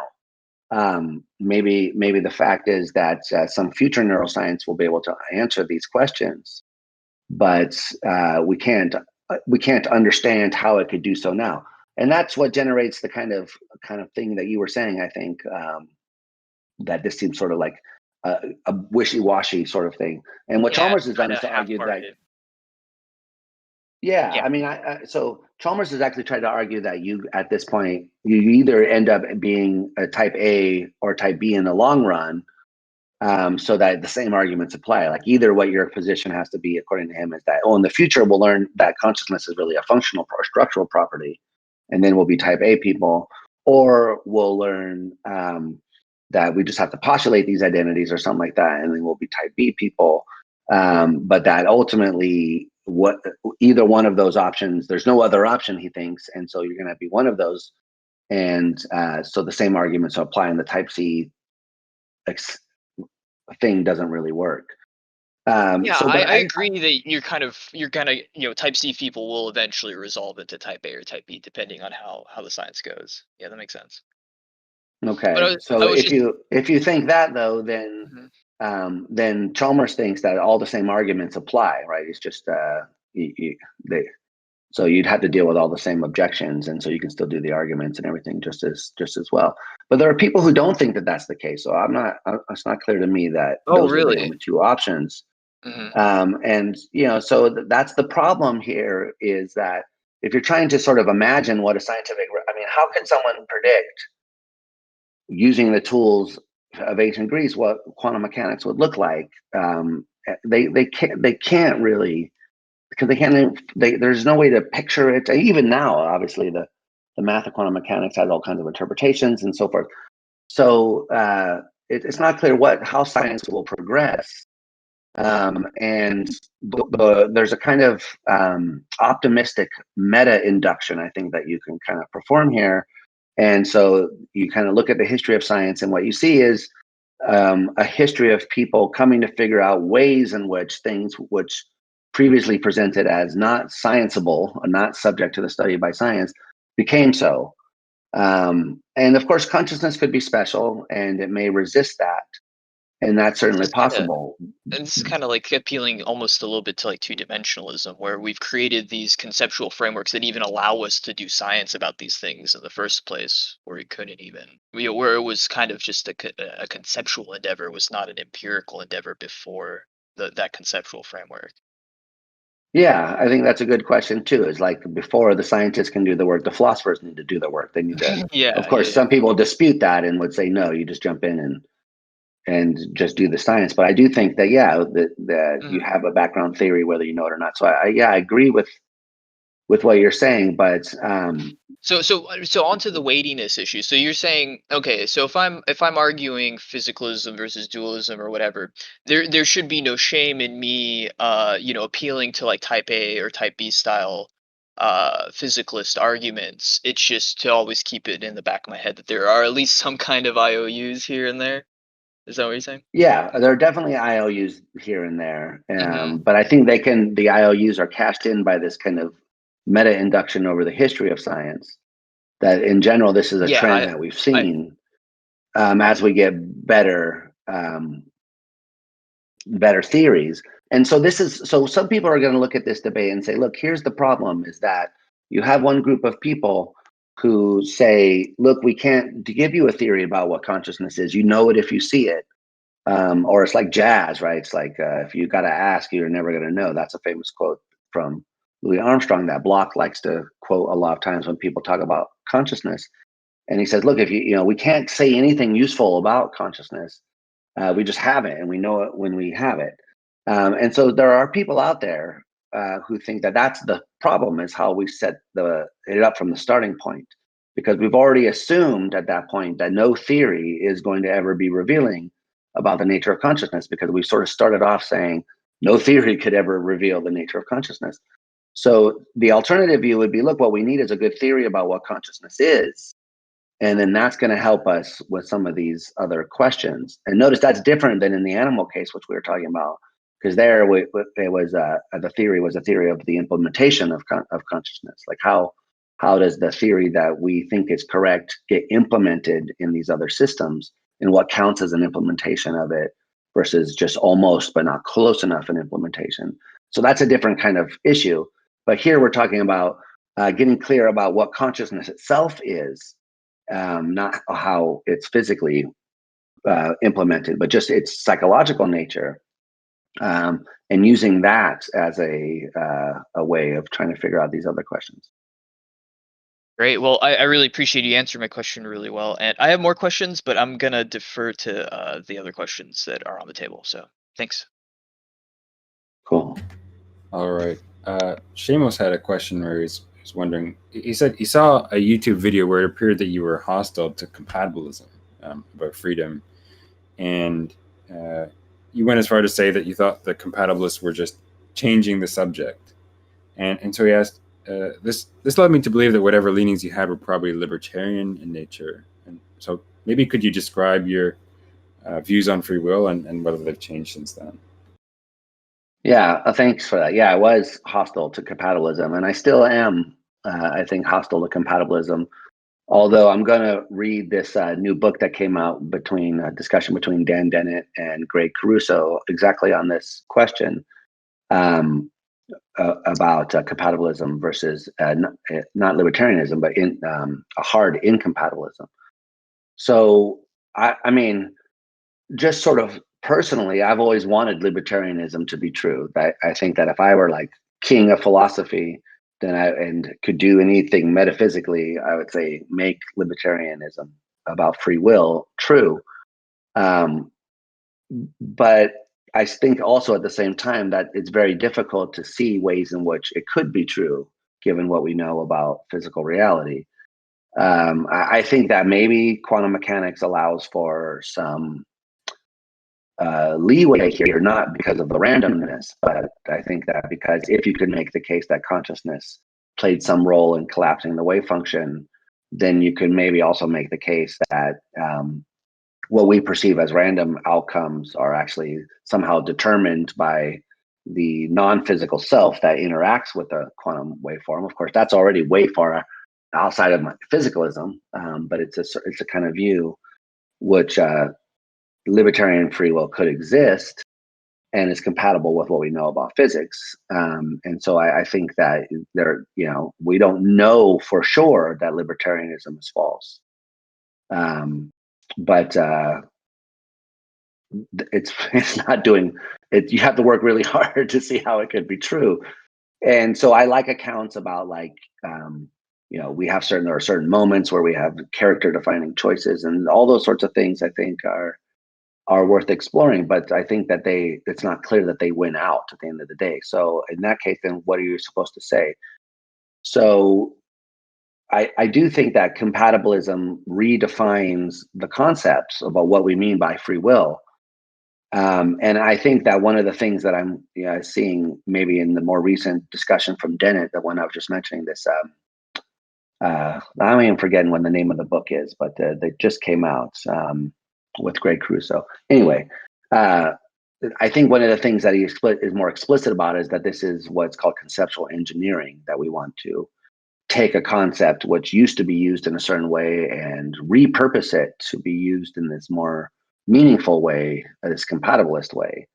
And so I think a lot of the objections which were referred to when I was arguing with Greg actually earlier were to this idea that an older compatibilist idea, which traces back to people like Hume, which says that, look, all we've ever meant by the words free will is the stuff that compatibilists say, and that nobody except philosophers have ever meant anything like libertarian free will and so forth, and that it's a total made up philosophical category. That always seemed crazy to me, because I mean, before I studied philosophy, I like to think I was somewhat of a regular person, at least for some period of time. And I just thought these issues were obvious, that there was a kind of libertarian free will. So I always found the idea that, look, that you made this up because you thought about these weird cases to be very strange, because I just had these intuitions right off the bat. Like as soon as I thought about it, I was like, duh, it's libertarian free will. So a lot of my objections were to that kind of, it's a terminological dispute about what we mean by the word free will, what the word free will means. And there, I think the compatibilists are off on a bad foot. But if you switch it and you say, well, look, okay, we agree that, when people talk about freedom, they usually mean, the folk psychological notion is that something about libertarianism, then we just think that that's false, and that we want to still keep the word free to apply to this more useful thing called control, which is implemented by the physical system. I think I have a lot less of animosity towards that kind of view. And so I don't think that, so if that was your compatibilist now, so for Greg, as far as I understand Greg's view, his view is that no, that's even there, we should abandon the term. We should stop talking about free will altogether. There's no reason to redefine it. But there, I think what they're arguing about is whether we should redefine the notion. In which case, I think, that's not so bad. I guess, yeah. So I don't know if I'm answering the question, but so that my thoughts on free will have changed a little bit because of this debate that I've been seeing going on between Greg and Dan Dennett. Yeah, that's very helpful. I think the book you're talking about is called Just Desserts, Debating Free Will. Yes, exactly. Yeah. Cool. All right. So I think we'll move on to another text question we have from Dan P., who was wondering whether cognitive science can shed any light on the necessary and sufficient conditions for belief. What is a belief, and whether we can determine that in cognitive science? Yeah, that's a good question. There's a lot of debate about what a belief is. And it's kind of, I think here, ordinary people maybe disagree slightly, because I think one of the kind of received notions in philosophical psychology anyway, is that a belief is a kind of dispositional state. It's a disposition to have certain occurrent states, which you might call like a judgment that something is the case. And I would have just called that a belief like as a mental state that someone can be in. But I think that way of using the word belief is somewhat of a minority. And the way people typically use it is as a dispositional state, like you could believe something even when you're asleep, in a dreamless sleep, and so not having any occurrent mental activity. You're just like, there's all just subcortical automatic information processing going on in a deep dreamless sleep, like let's say no mental states at all, or at least not relevant to this, and you would still be counted as believing that Sacramento is the state of California, a capital California, and 2 + 2 is 4, and you would still have all these beliefs. So if that's what you mean by a belief, then there's a question about how how you have those sorts of things, and what the dispositions ultimately are going to be grounded in, and what states are the triggers of it, and so forth and so on. And but probably what was meant was like this more a mental occurrence, like when you actually like judge that something is in front of you, like there's a dog, you have a thought to the effect that there's a dog present, or it's like those sort of well, like I said, judgments. So if that was the question, how can cognitive neuroscience help us with that? That question is, of course, very difficult. Jerry Fodor, the great philosopher of psychology and mind, he's sadly dead now, but he thought that we couldn't really give an account of this sort of thing because we didn't have an account of what he called central cognition, that we could give accounts of various modules that did various jobs, like little encapsulated cognitive systems that process shape orientation, or whether something was a face, but just this kind of general reasoning ability, what counts as a thought and so forth, is going to be something that's very difficult. But even so, I think the answer is that we could make some progress on this. Of course, we would need more tools that we don't quite have right now, because like we can say, aha, the visual system is organized in this nice, what's called topographic manner, where there's a kind of pattern. And so my friend and the philosopher, cognitive neuroscience and would-be philosopher that I work with a lot, this guy Hak-Wan Lau, he likes to liken it to the difference between like a piano and a trumpet. So a piano has a nice organization whereby anywhere you hit it, you're going to make a sound, and the sound's going to be, if the piano's in tune, it's going to be a sound that's recognizable. And notes that are closer together in the scale are closer together on the keyboard, so that B is by C and so forth, in this kind of nice orderly progression. And so visual cortex is a bit like that in its organization, by which we mean like different parts of space are coded for by areas in the brain that are close together. So like the upper left quadrant of your visual field is coded by neurons that are closer to each other than they are to neurons that code for like the center bottom right part of your visual field. And so there's a kind of map in there of the visual space, and you can kind of get at it. But the areas that are higher up in the processing chain, like in the prefrontal cortex, they're not organized in this way, and their activity is a lot more. It's not as linearly correlated with the stimulus, and so it's harder to see what's going on and what would count as a coherent pattern or thought. So it's hard to know what to look for in the first instance. So how could cognitive neuroscience tell us what a thought is at this point? Well, we'd have to first of all figure out like what kind of activities or patterns correspond to thoughts. And there we just don't have a lot of evidence. We do a lot of like, here's a lemon or a tomato or a face. So it's a lot of picture stuff, because a lot of the brain's processing power is devoted to vision. And so we've spent and we are obviously visual creatures, so we spent a lot of time studying that. But what the neural correlates of a thought are much less well understood. And some people might even think that really they're not the sorts of things you want to look for in the brain. And so this is like sometimes I can almost get myself into the mode of thinking, something like this is true, but other times I'm not sure. But so the picture here is that we that thoughts are kind of postulated as theoretical entities, sort of like electrons in physical science. So no one's ever directly observed an electron, but what we observe instead are sort of things that are explainable in terms of there being something like an electron around, like a vapor trail in the cloud chamber. It looks like something just moved through there, so we'll call that thing whatever it is, an electron. And there are various properties, effects that we observe, which can be explained if we postulated the existence of this thing with a negative charge, call it an electron. And so some people think that the kind of folk psychological theoretical stuff that I was talking about earlier is kind of a theory of the mind, which postulates these entities called beliefs and desires and seeings and so forth and so on. That those things are theoretical postulates of a particular kind of theory. And then there's a question about like, well, all right, so are those things psychologically that we postulate real in the neural stuff? And there, I think you can always find interpretations of the stuff that's going on at the neural level, which says, yes, it's an implementation of this or that kind of psychological theory. So I think it's very difficult to get like a one-to-one correspondence about, okay, so I have this, so just to give you an account. So here's two different theories about like how thought-like things would come about. So one is the language of thought hypothesis postulated by someone like Jerry Fodor.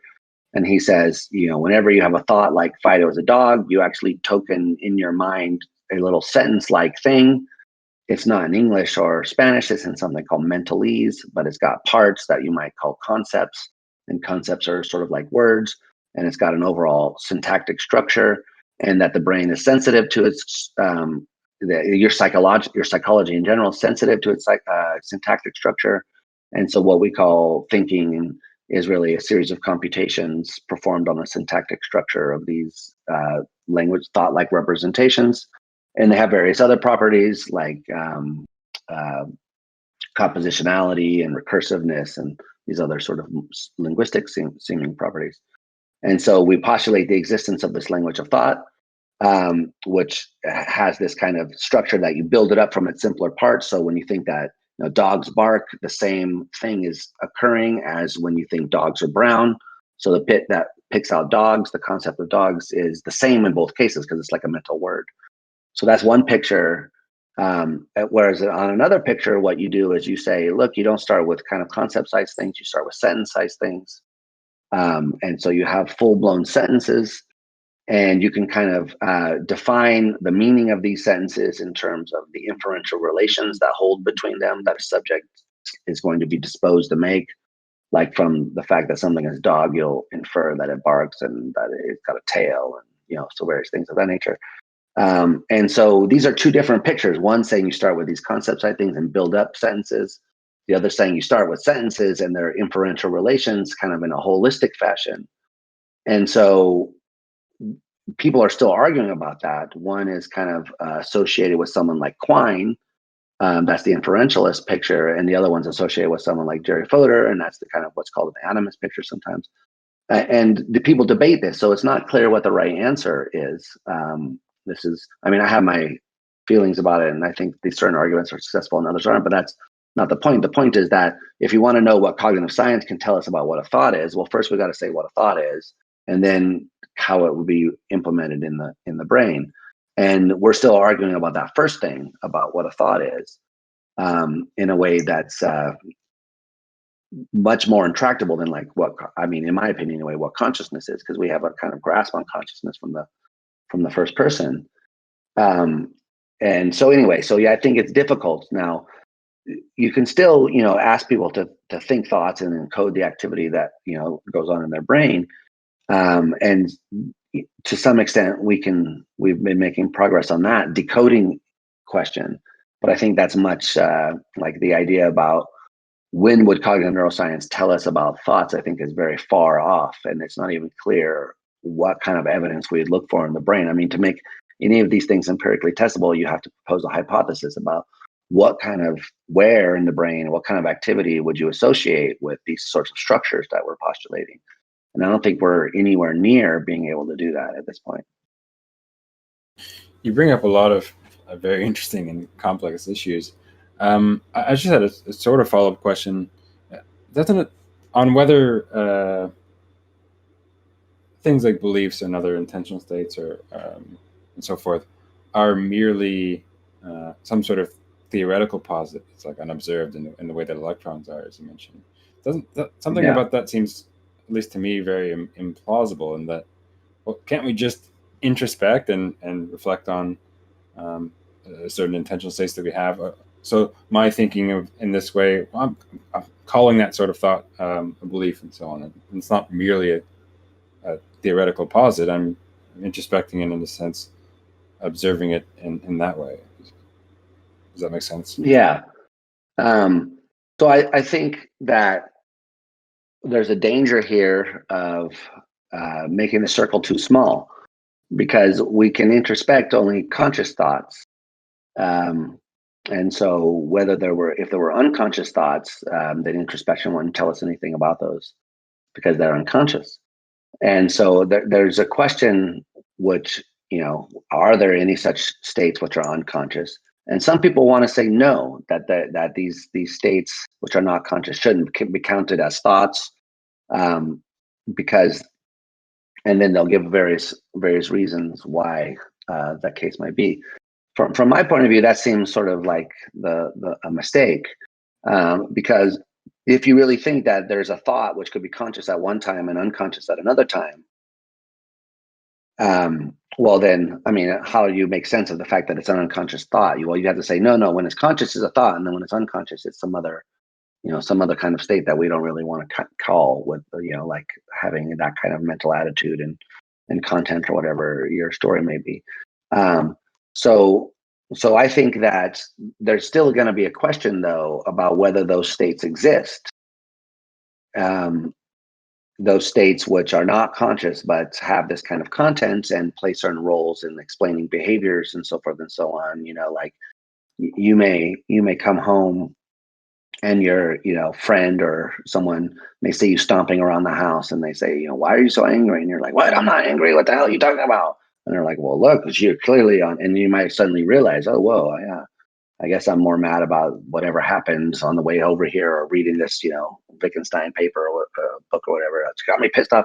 You may not even realize it, and your friend may at that point point it out. I'm not saying that happens all the time or even that it's typical, but I think we've had experiences like that where somebody else is like, what's your problem? And you're like, I don't have a problem. Oh, wait, yeah, I guess I am on edge a little bit. So in those kinds of cases,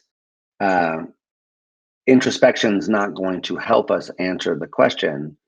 So that's one thing I would say, is that you don't want to just rely on introspection, because the question just comes up about all these other things. And if introspection is your only way of answering it, then you're not going to have a way to answer those kind of questions.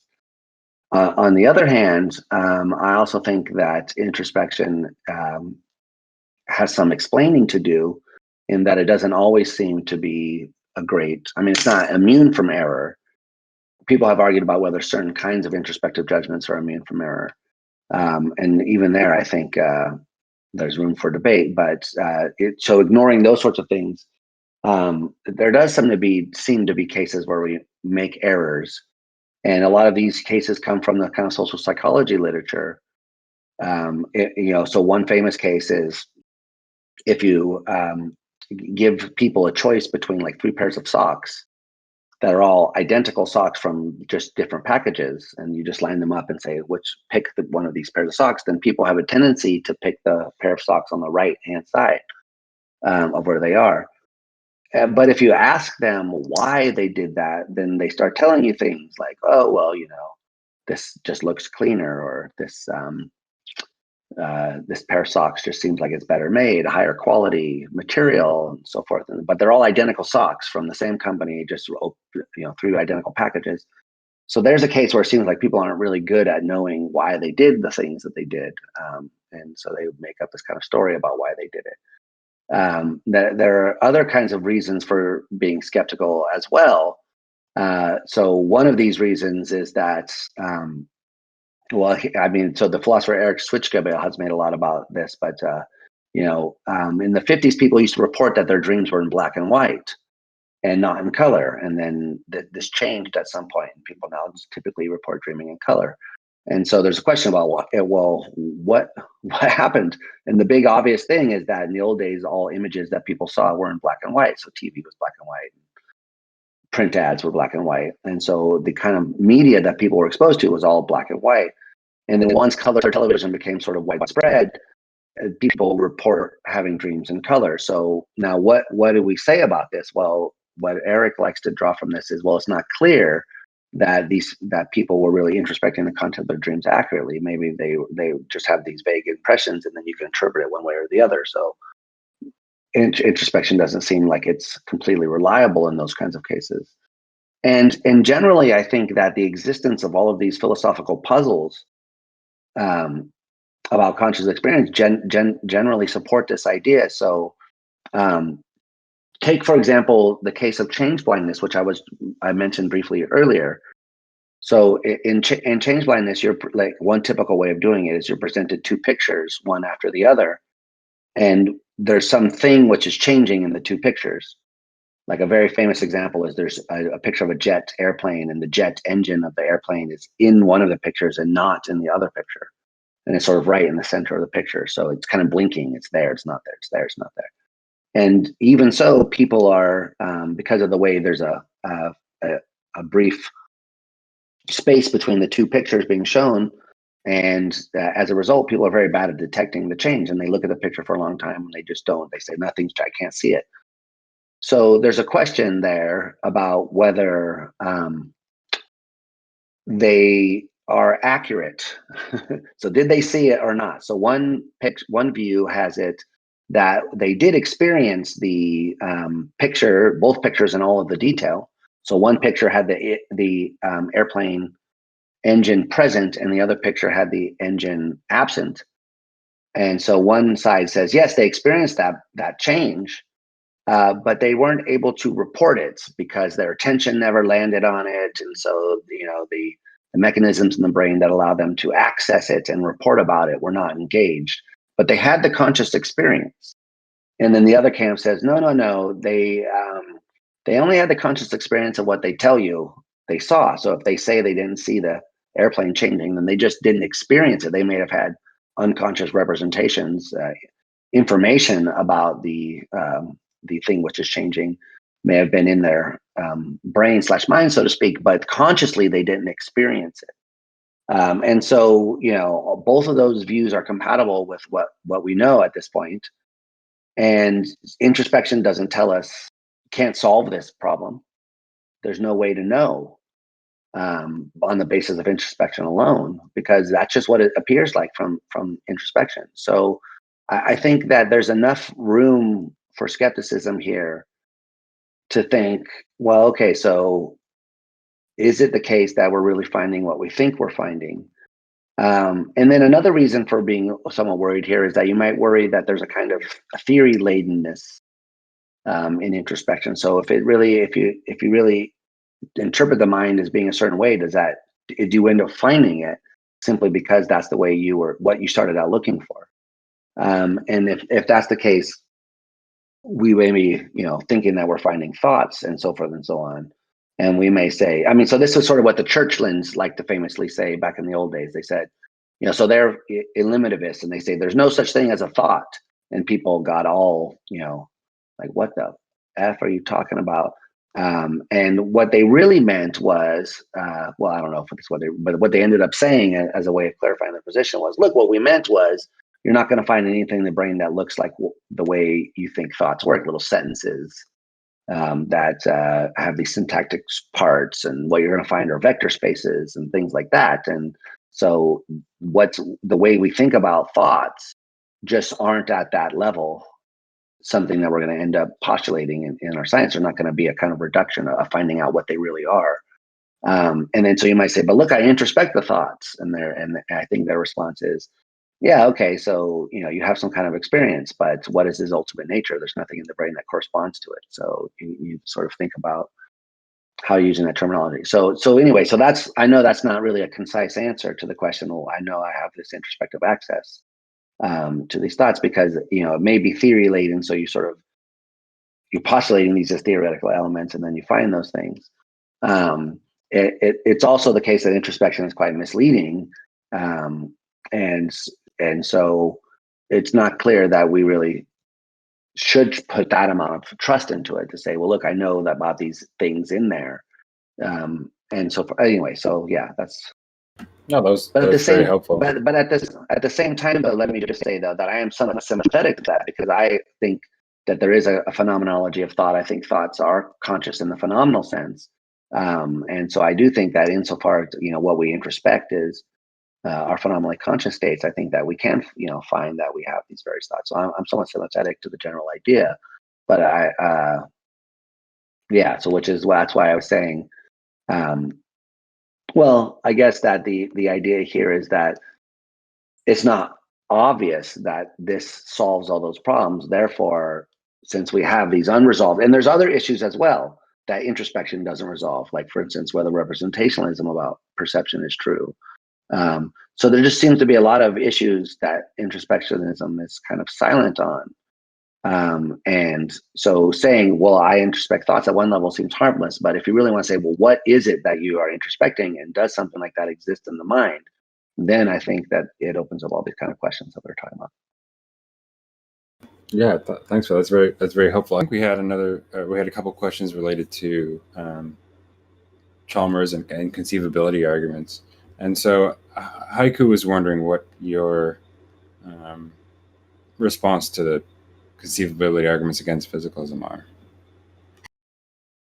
Yeah, so it's funny because I went through to grad school and I never had to deal with conceivability arguments against physicalism except from Descartes. And so I thought these were kind of a historical curiosity. And when I graduated, I got into this argument with somebody who was a big defender of the kind of Chalmers approach of mine. And I was like, wow, I didn't really know that people still took those things. And I'm not trying to be mean or snide. I'm just like really the kind of stuff I studied was more empirically focused, and that's where my interests were. And so I didn't really deal with this stuff. And then afterwards, I had to go and read all the Chalmers stuff. And now I know Dave actually, and he's a nice guy and smart guy, obviously. But my basic problem always with the conceivability arguments was that I just didn't feel like we knew that zombies were conceivable. And so I thought that the argument should be weakened to something like, well, it seems to a person that zombies are conceivable. And so then so far the conclusion would be, well, it seems seemingly to you, physicalism is false. So I always thought that it was more of a test for like what you antecedently already thought about the question at hand. It was a way of sort of figuring out what your prior beliefs were. Like you think about these cases and you're like, okay, so I guess I'm inclined to think this. So that's a fact about me. And that leaves it open whether these things are actually true or false in reality, where physicalism is true or false. And so, but then I started meeting people say, no, these conceivability arguments, they don't just tell you something about what you believe, but they actually tell you that physicalism is really, really false. And so that I thought was just it's too far. And so as a way to try to illustrate why it doesn't get you what you want, I came up with what I call reverse thought experiments, which were to do it in the opposite direction. So, you have the zombie argument. The zombie says zombies are conceivable. There's no logical contradiction in there being a world that's just like ours physically, but no consciousness.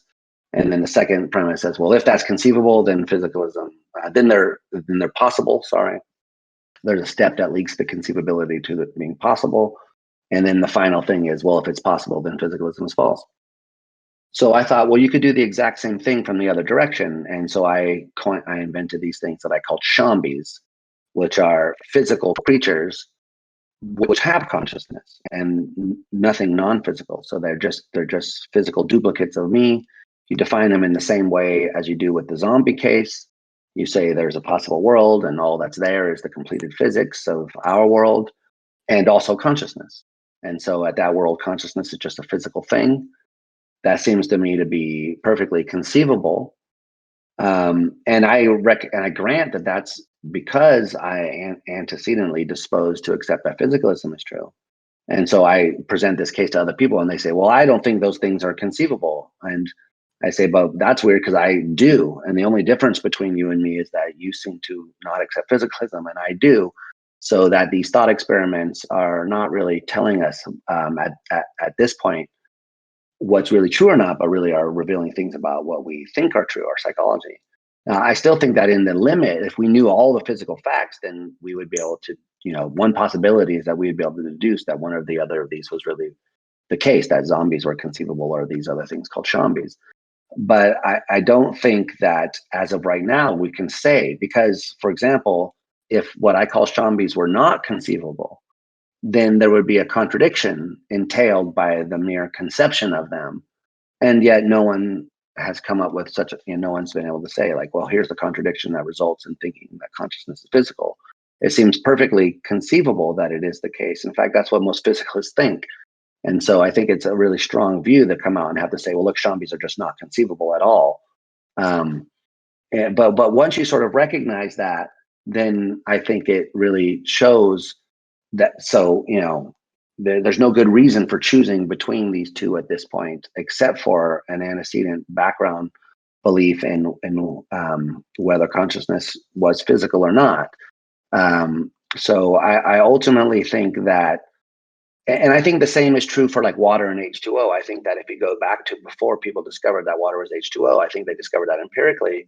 But you could imagine someone like Aristotle. Aristotle thought that water was a simple and didn't have any parts.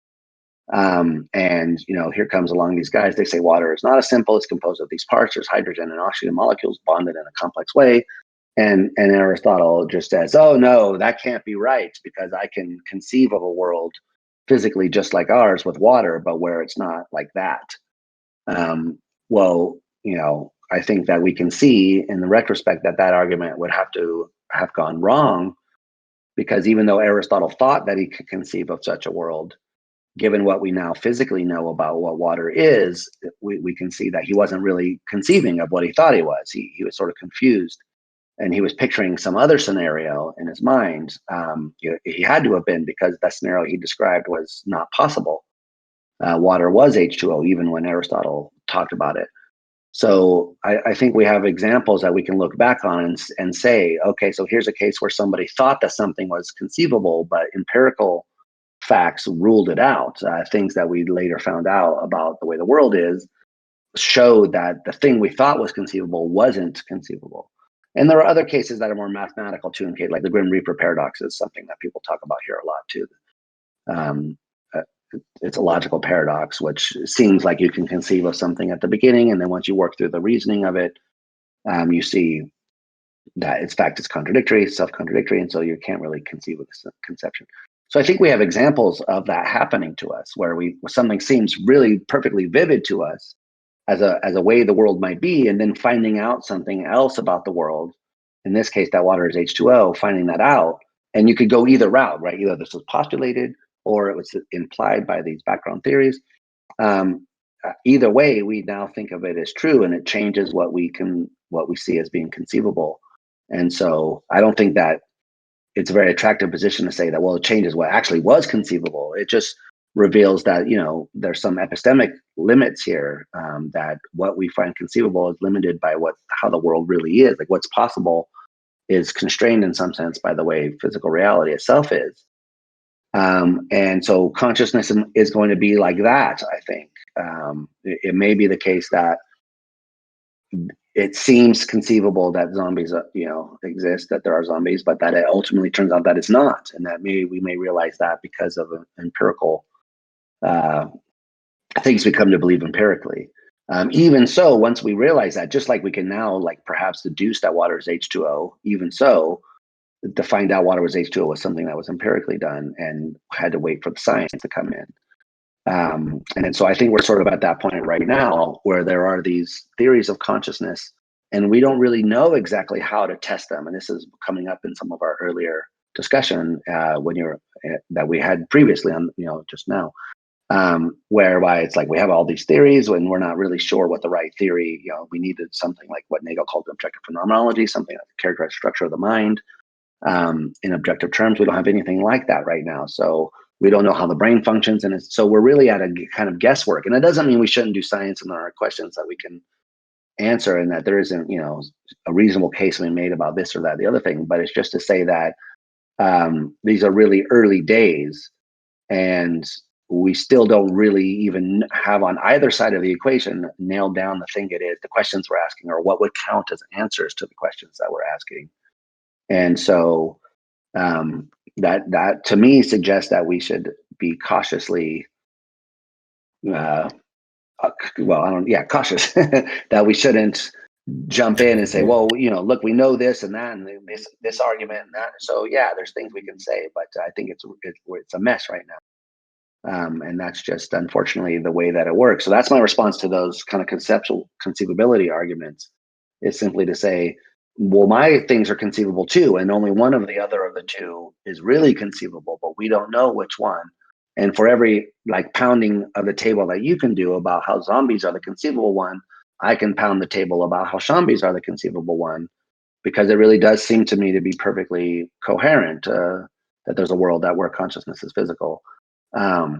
And that's because my background commitments are towards physicalism. So that even if this is kind of my general issue with like this whole deduction from a base set of facts, like I'm sometimes attracted to that way of thinking about reality, but I think that a lot of what matters gets front loaded in under the kind of concepts you put into the base. And so if consciousness is a simple that you can't say anything about, then that's one set of facts you're going to get some entailments. If, however, consciousness is something that's analyzable in terms of higher order awareness, then you're going to get different things. So I really think that we're not at a point where we can nail down the options. That's why what I've said is that I think a philosophy is kind of like cartography of conceptual space, that what we're interested in is like, what we have is a lot of conditional knowledge. Like, oh, if you start here, then you can reason your way down over here. And so knowing those paths through the conceptual space is interesting and important. It's not just a waste of time to map those things, but I really don't think we're in a position at this point to definitively say how that map, like which one of those possible starting points is the one we should be starting at. With the exception of like consciousness is real. I think that's like a pretty grounded one. I'm not an illusionist or anything like that, but so I think it's we're in a position right now where that's why when I've written about this, I said what we should do is deprioritize the a priori arguments. It's not like we should get rid of them, but like with the way the government has deprioritized marijuana offenses, it's like, yeah, they're still illegal, but they're not going to enforce it. So that was my idea about deprioritizing the a priori arguments, is like what you want to do is like recognize that, yeah, that, in principle, you can make all these interesting a priori arguments. But it really depends on having a lot more of the empirical stuff nailed down to be able to see which of these like a priori conditionals the antecedent is fulfilled in, like which one we say, if this, then that, the this part, which the picking out our actual world. I think we're a long way away if we can't even like characterize what an inference is or how thoughts will look like. I still think that we're at the stage where there's a lot more theorizing that needs to be done. Great. It seems to me that one of the sort of central issues in those sorts of arguments is, well, what conceivability is and what follows from it.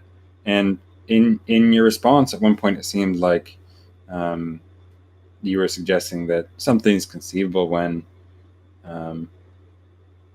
we can consider the concept and there's no contradiction entailed by it. Yeah. Is that the notion? Of course, Chalmers has a bunch of different notions of conceivability. You're probably aware.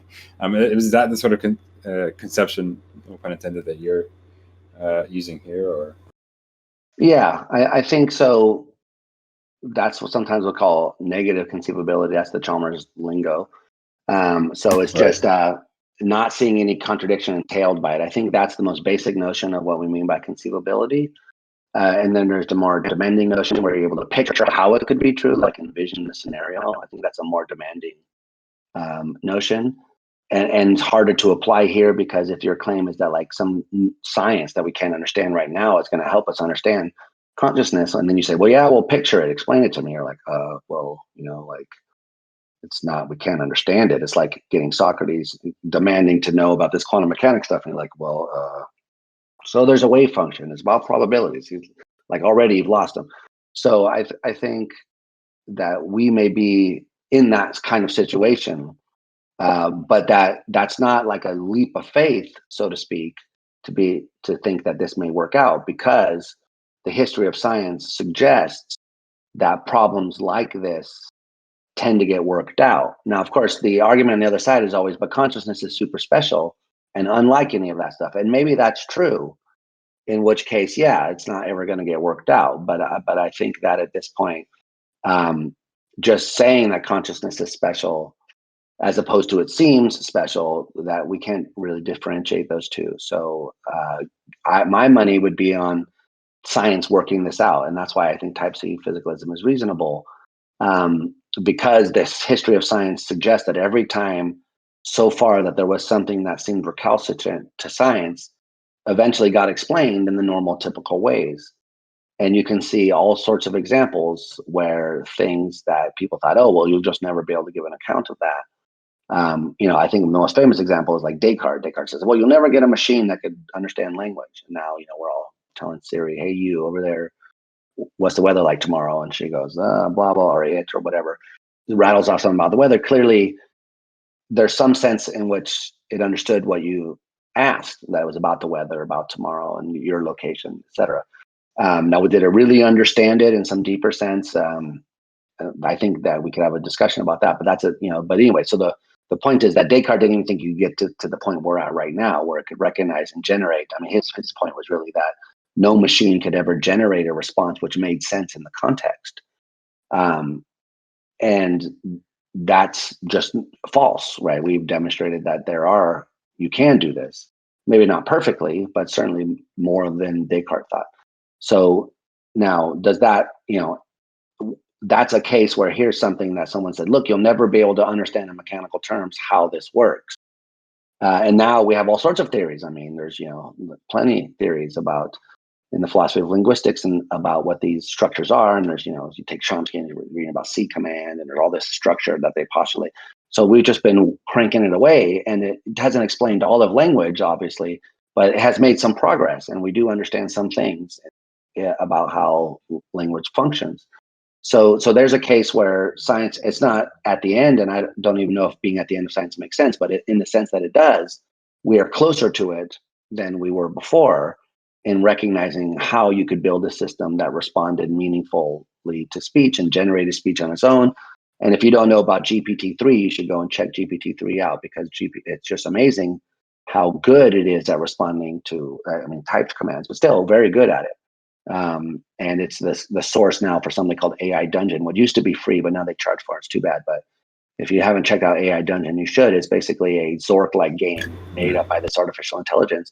And you can get it to do basically anything, and it comes with all sorts of interesting things. Anyway, so the point here is that, yes, we're in a position where I think that we don't really understand even the questions that we should be asking in large point. But it's still not a leap of faith to say I think empirical science is going to be the way to answer these questions, because of the history of it, and it's showing us that over time and again we have been able to operationalize something we thought was unoperationalizable and make progress empirically in a way that wasn't available to us before. So then if you say, well, how can we do that? Then all I can give you are past examples, because by definition, obviously, we're thinking of some way we haven't thought of yet. So I'm certainly not a genius who's going to come up with these new scientific methods, but we've seen over and over in the history of science this happen. And so I think it's reasonable to think that'll happen in the case of consciousness as well. Even though I think we can also say that we're not anywhere close to that. Great. So a follow up on the conceivability thing. You seem to also suggest that at most one of those views about which things are conceivable, i.e., zombies or zombies or whatever else, only at most one of those is really conceivable. But couldn't it just be that both are conceivable, given on the notion of conceivability that you have? And that neither can entail a contradiction. In the same way that I could conceive of water not being H2O, I don't think there's some contradiction entailed by that from the concept. So if what you mean by conceivability doesn't entail a contradiction, then I don't think you can say that both of these are conceivable at the same time. Because the zombie world is defined as a world which is physically identical to ours and which there is no consciousness. So everything is the same at the zombie world. You act the same, you think, well, I don't know if so people debate, can you have thoughts? But anyway, so all the physical stuff going on in your brain is the same, and all your movements in the world are the same, and your fundamental constituents, your quarks and so forth, are the same. So you're literally identical in that sense. And yet they claim there's no consciousness there. Now, the Shambi world is the same world, but where there is consciousness. It's a physically identical world. You're down to the fundamental elements the same. So it doesn't seem like if you're looking at like the modal landscape, this landscape of all possible worlds, then we are talking about the same world.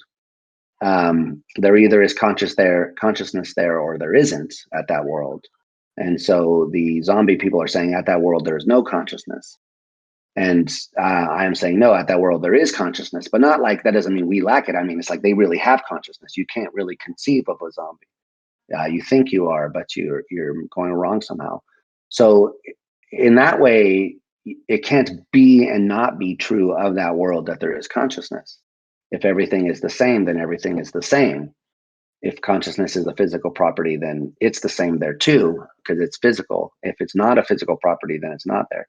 So I don't really think that you can say, if that's the way. Now, you may have some other way of thinking about like how you divide up the modal landscape or something like that, in which case I would want to hear like what you're thinking about. But in that way, it's not the same. It's just the same as saying, look, is there a world where water is H2O and a world where water is not H2O? Well, if what you mean by water is the stuff that's around here right now, then there is no world where there is water and also not H2O, because water around here is H2O. So if I just grab a sample of some stuff from the lake and say, can this right here, this stuff in my hand, not be H2O? I think the answer is no, it's impossible. It's got to be H2O, because is what's in your hand is H2O. It's identical to itself. So everywhere you have that stuff, you're going to have H2O. Now, you could imagine, what you can imagine is something else, which is something which is indistinguishable from that experientially, but which isn't H2O. So that's like, twin earth and twin water. It looks just like water, falls from the sky. It's made of XYZ. So is that really water? Well, I think the question is largely verbal about, I think in a sense it is water, in a sense it's not. But in the sense that matters for like this cup of stuff that I have in my hand, it's not water, because this cup of stuff in my hand is H2O. And so wherever this cup of water is, there will be H2O there too. And I think that's, it's hard to see what the argument against that view would be. That doesn't mean that there isn't one. There probably is, but that's what I'm thinking about in terms of conceivability and conceptual stuff. So that one of these has got to be the way this world really is, and the other one must be mistaken. I must be, according to them, wrong that this world is a world that has consciousness in it. I must be somehow, thinking of it in the wrong way. Whereas I think, no, they've got to be wrong, thinking that consciousness is missing. Either they're misdescribing the world is subtly, physically not indistinguishable from ours in some way, which makes consciousness disappear, but at a high level, you sort of gloss over. Like, for example, I've tried to argue that if Chalmers says that the consciousness depends on, it collapsing the wave function, then it would be a physical property, because at worlds where there is no consciousness, you would still have the same physics, which means that there still be these same collapses of the wave function, but there's no consciousness there. So suddenly it looks like it's not the same world. So there's a question, is it or is it not the same world? If consciousness is playing this role. But anyway, so that's how I would respond to that sort of idea, is that, well, if you want to say, look, these are both conceivable because contradictions, just like I could conceive that I'm 9 foot tall, and I could also conceive that I'm not 9 foot tall. I think it's somewhat different than those kinds of cases, anyways, what I was trying to say. Yeah. All right. I just sort of follow up on that. Isn't there a difference between saying that A is conceivable and B is conceivable, and there's a difference between that and saying that the conjunction A and B is conceivable. Because after all, that it may be false that I can conceive of myself as being 9 feet tall and not 9 feet tall, but still true that I can conceive of myself as being 9 feet tall, and true that I can conceive of myself as not being 9 feet tall. Does that make any sense? No, it does. No, I think that's exactly right. But I'm not sure how. So are you suggesting that the zombie thing is like you being 9 feet tall and not respect, that you can conceive of them both, but not at the same time? Yeah. So when you started talking about conceiving of a particular world, maybe I wasn't quite following, but it seemed to me that this might be relevant there, right? Since I can conceive of a world, it seems to me at least, in the notion, in the way you're using conceivability, as being a physical duplicate of this world, but without consciousness. And at the same time, it seems to me, conceive of a world that's a physical duplicate of this world, that includes consciousness.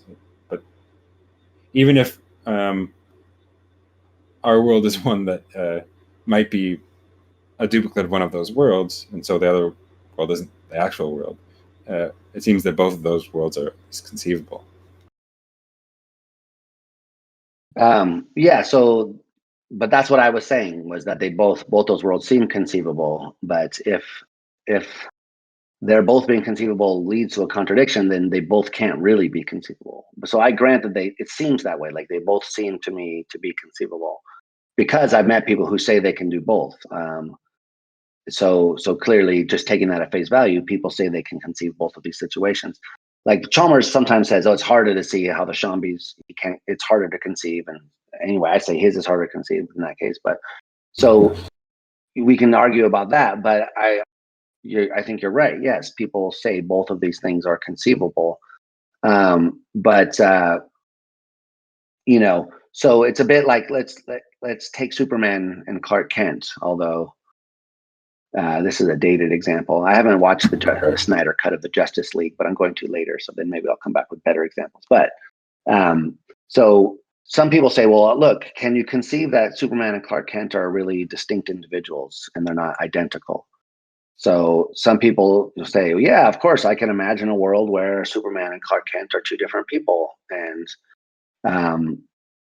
Superman is still from Krypton and his parents are Jor-El, but this is guy Clark Kent and he's this, his parents are these guys. And so I can conceive of that world. And then but is that really what you're conceiving? Like you're conceiving of this. So you take this guy, I mean, Superman's a fictional character, so that's why it's not a great example, but take, a real life person like Marilyn Monroe. And what was her, Norma Jean, was that her non-stage name? So someone might not know that Norma Jean is identical with Marilyn Monroe, and so they may say, "Look, I can conceive of these two people. One is this Norma Jean person, one is this Marilyn Monroe person."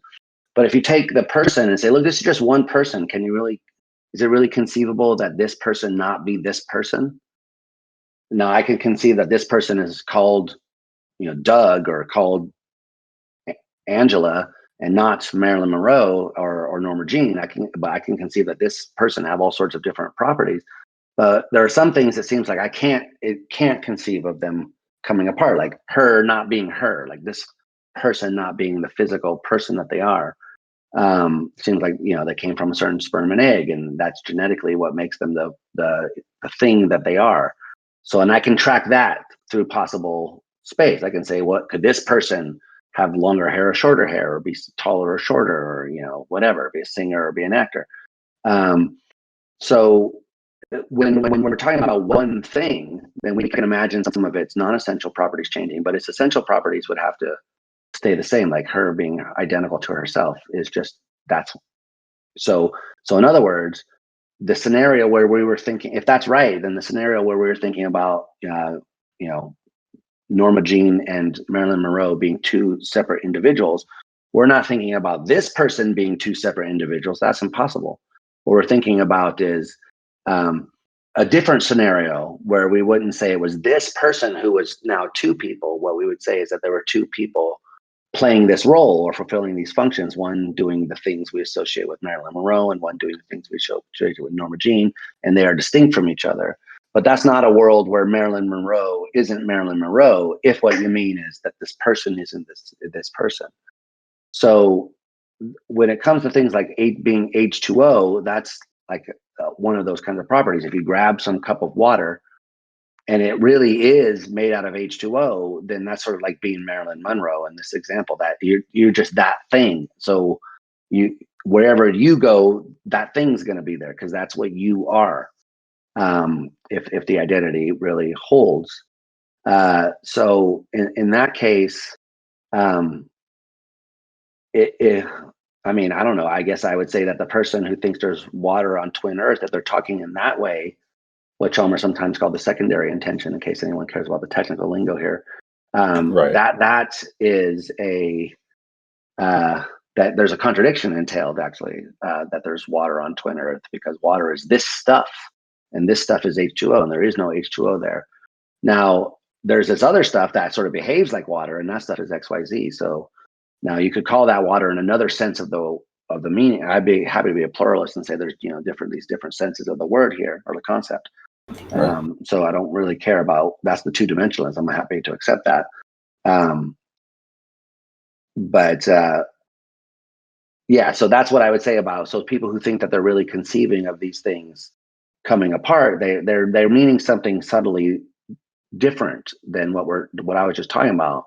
Because what I was talking about is whether you grab the thing, you say this thing right here. So if this thing is H2O or this thing is Marilyn Monroe, then we're wondering about that thing and could it exist as being two separate things? And it just seems like, well, one thing can't be two things, and so wherever this thing is going to be one. That's as a priori as it gets, I think. And we have axioms and logic that kind of encode that idea. For all x equal x, and if anything else is for all z, if it's identical to x, then it's just that thing. So we have these axioms that encode that information, but I think this is just kind of a bedrock thing. I don't really know how I could defend except by saying, look, it's just kind of contradictory to say this thing is not that thing. Right. And there's a lot of related and complex issues there. You bring up two-dimensional semantics. I think one thing that's also going to be relevant there is going to be a sort of day-richt or day-rate distinction. And so, like part of what I think of when I say that water is conceivably not H2O is, well, when I talk about water, I have some set of reference fixing descriptions or something like that, maybe some indexicals, whatever. And when I say that it's conceivable that water is not H2O, I'm saying that something like it's consistent. If X is something that satisfies that reference fixing description, it's logically consistent that X has a property of being H2O as well.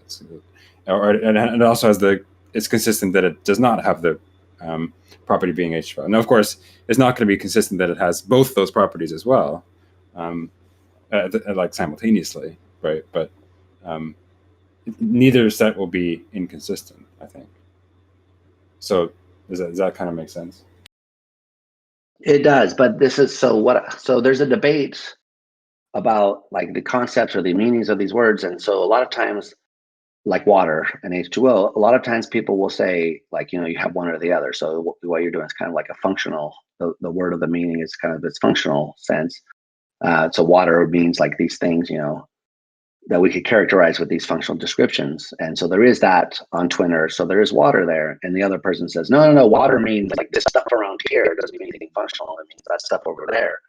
And so they're going to say the opposite thing. And then there's a debate about what's the right theory of the word, the meaning of the word. And so what I was trying to say was, I think that you can have both of those.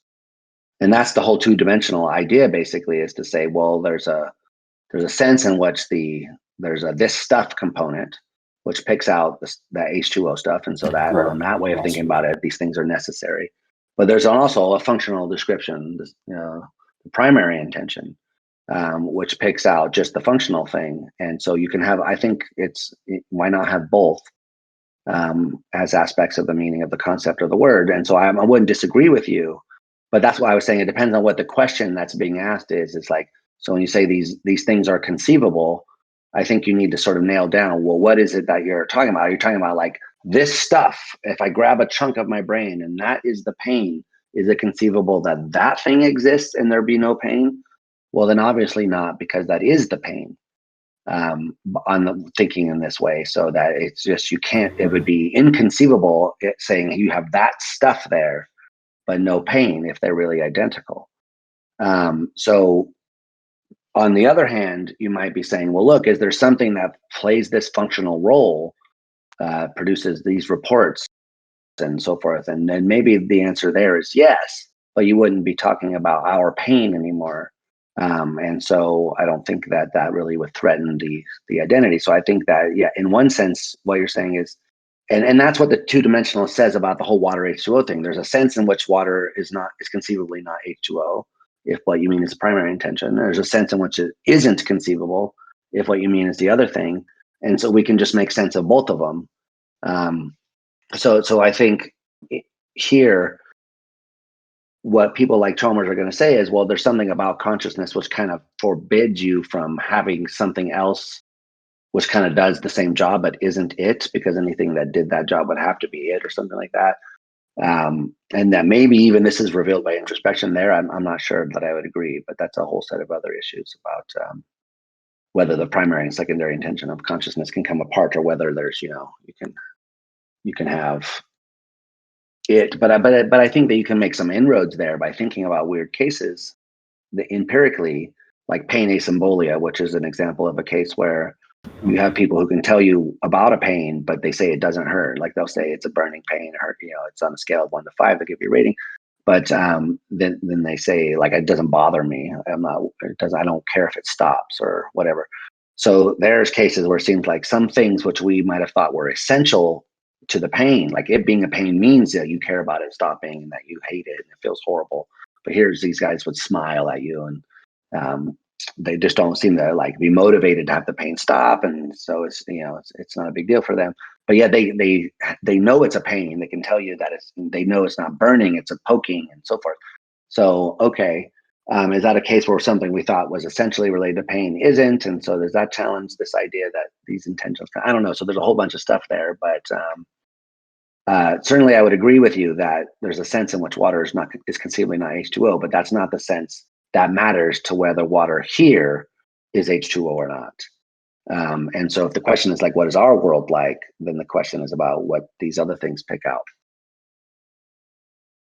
Right. I mean, there's a lot more to talk about there, but and I think when you talk about pain asymbolia, I'm pretty sure you brought. I first saw that in one of your papers. I think the one on deprioritizing. Oh yeah.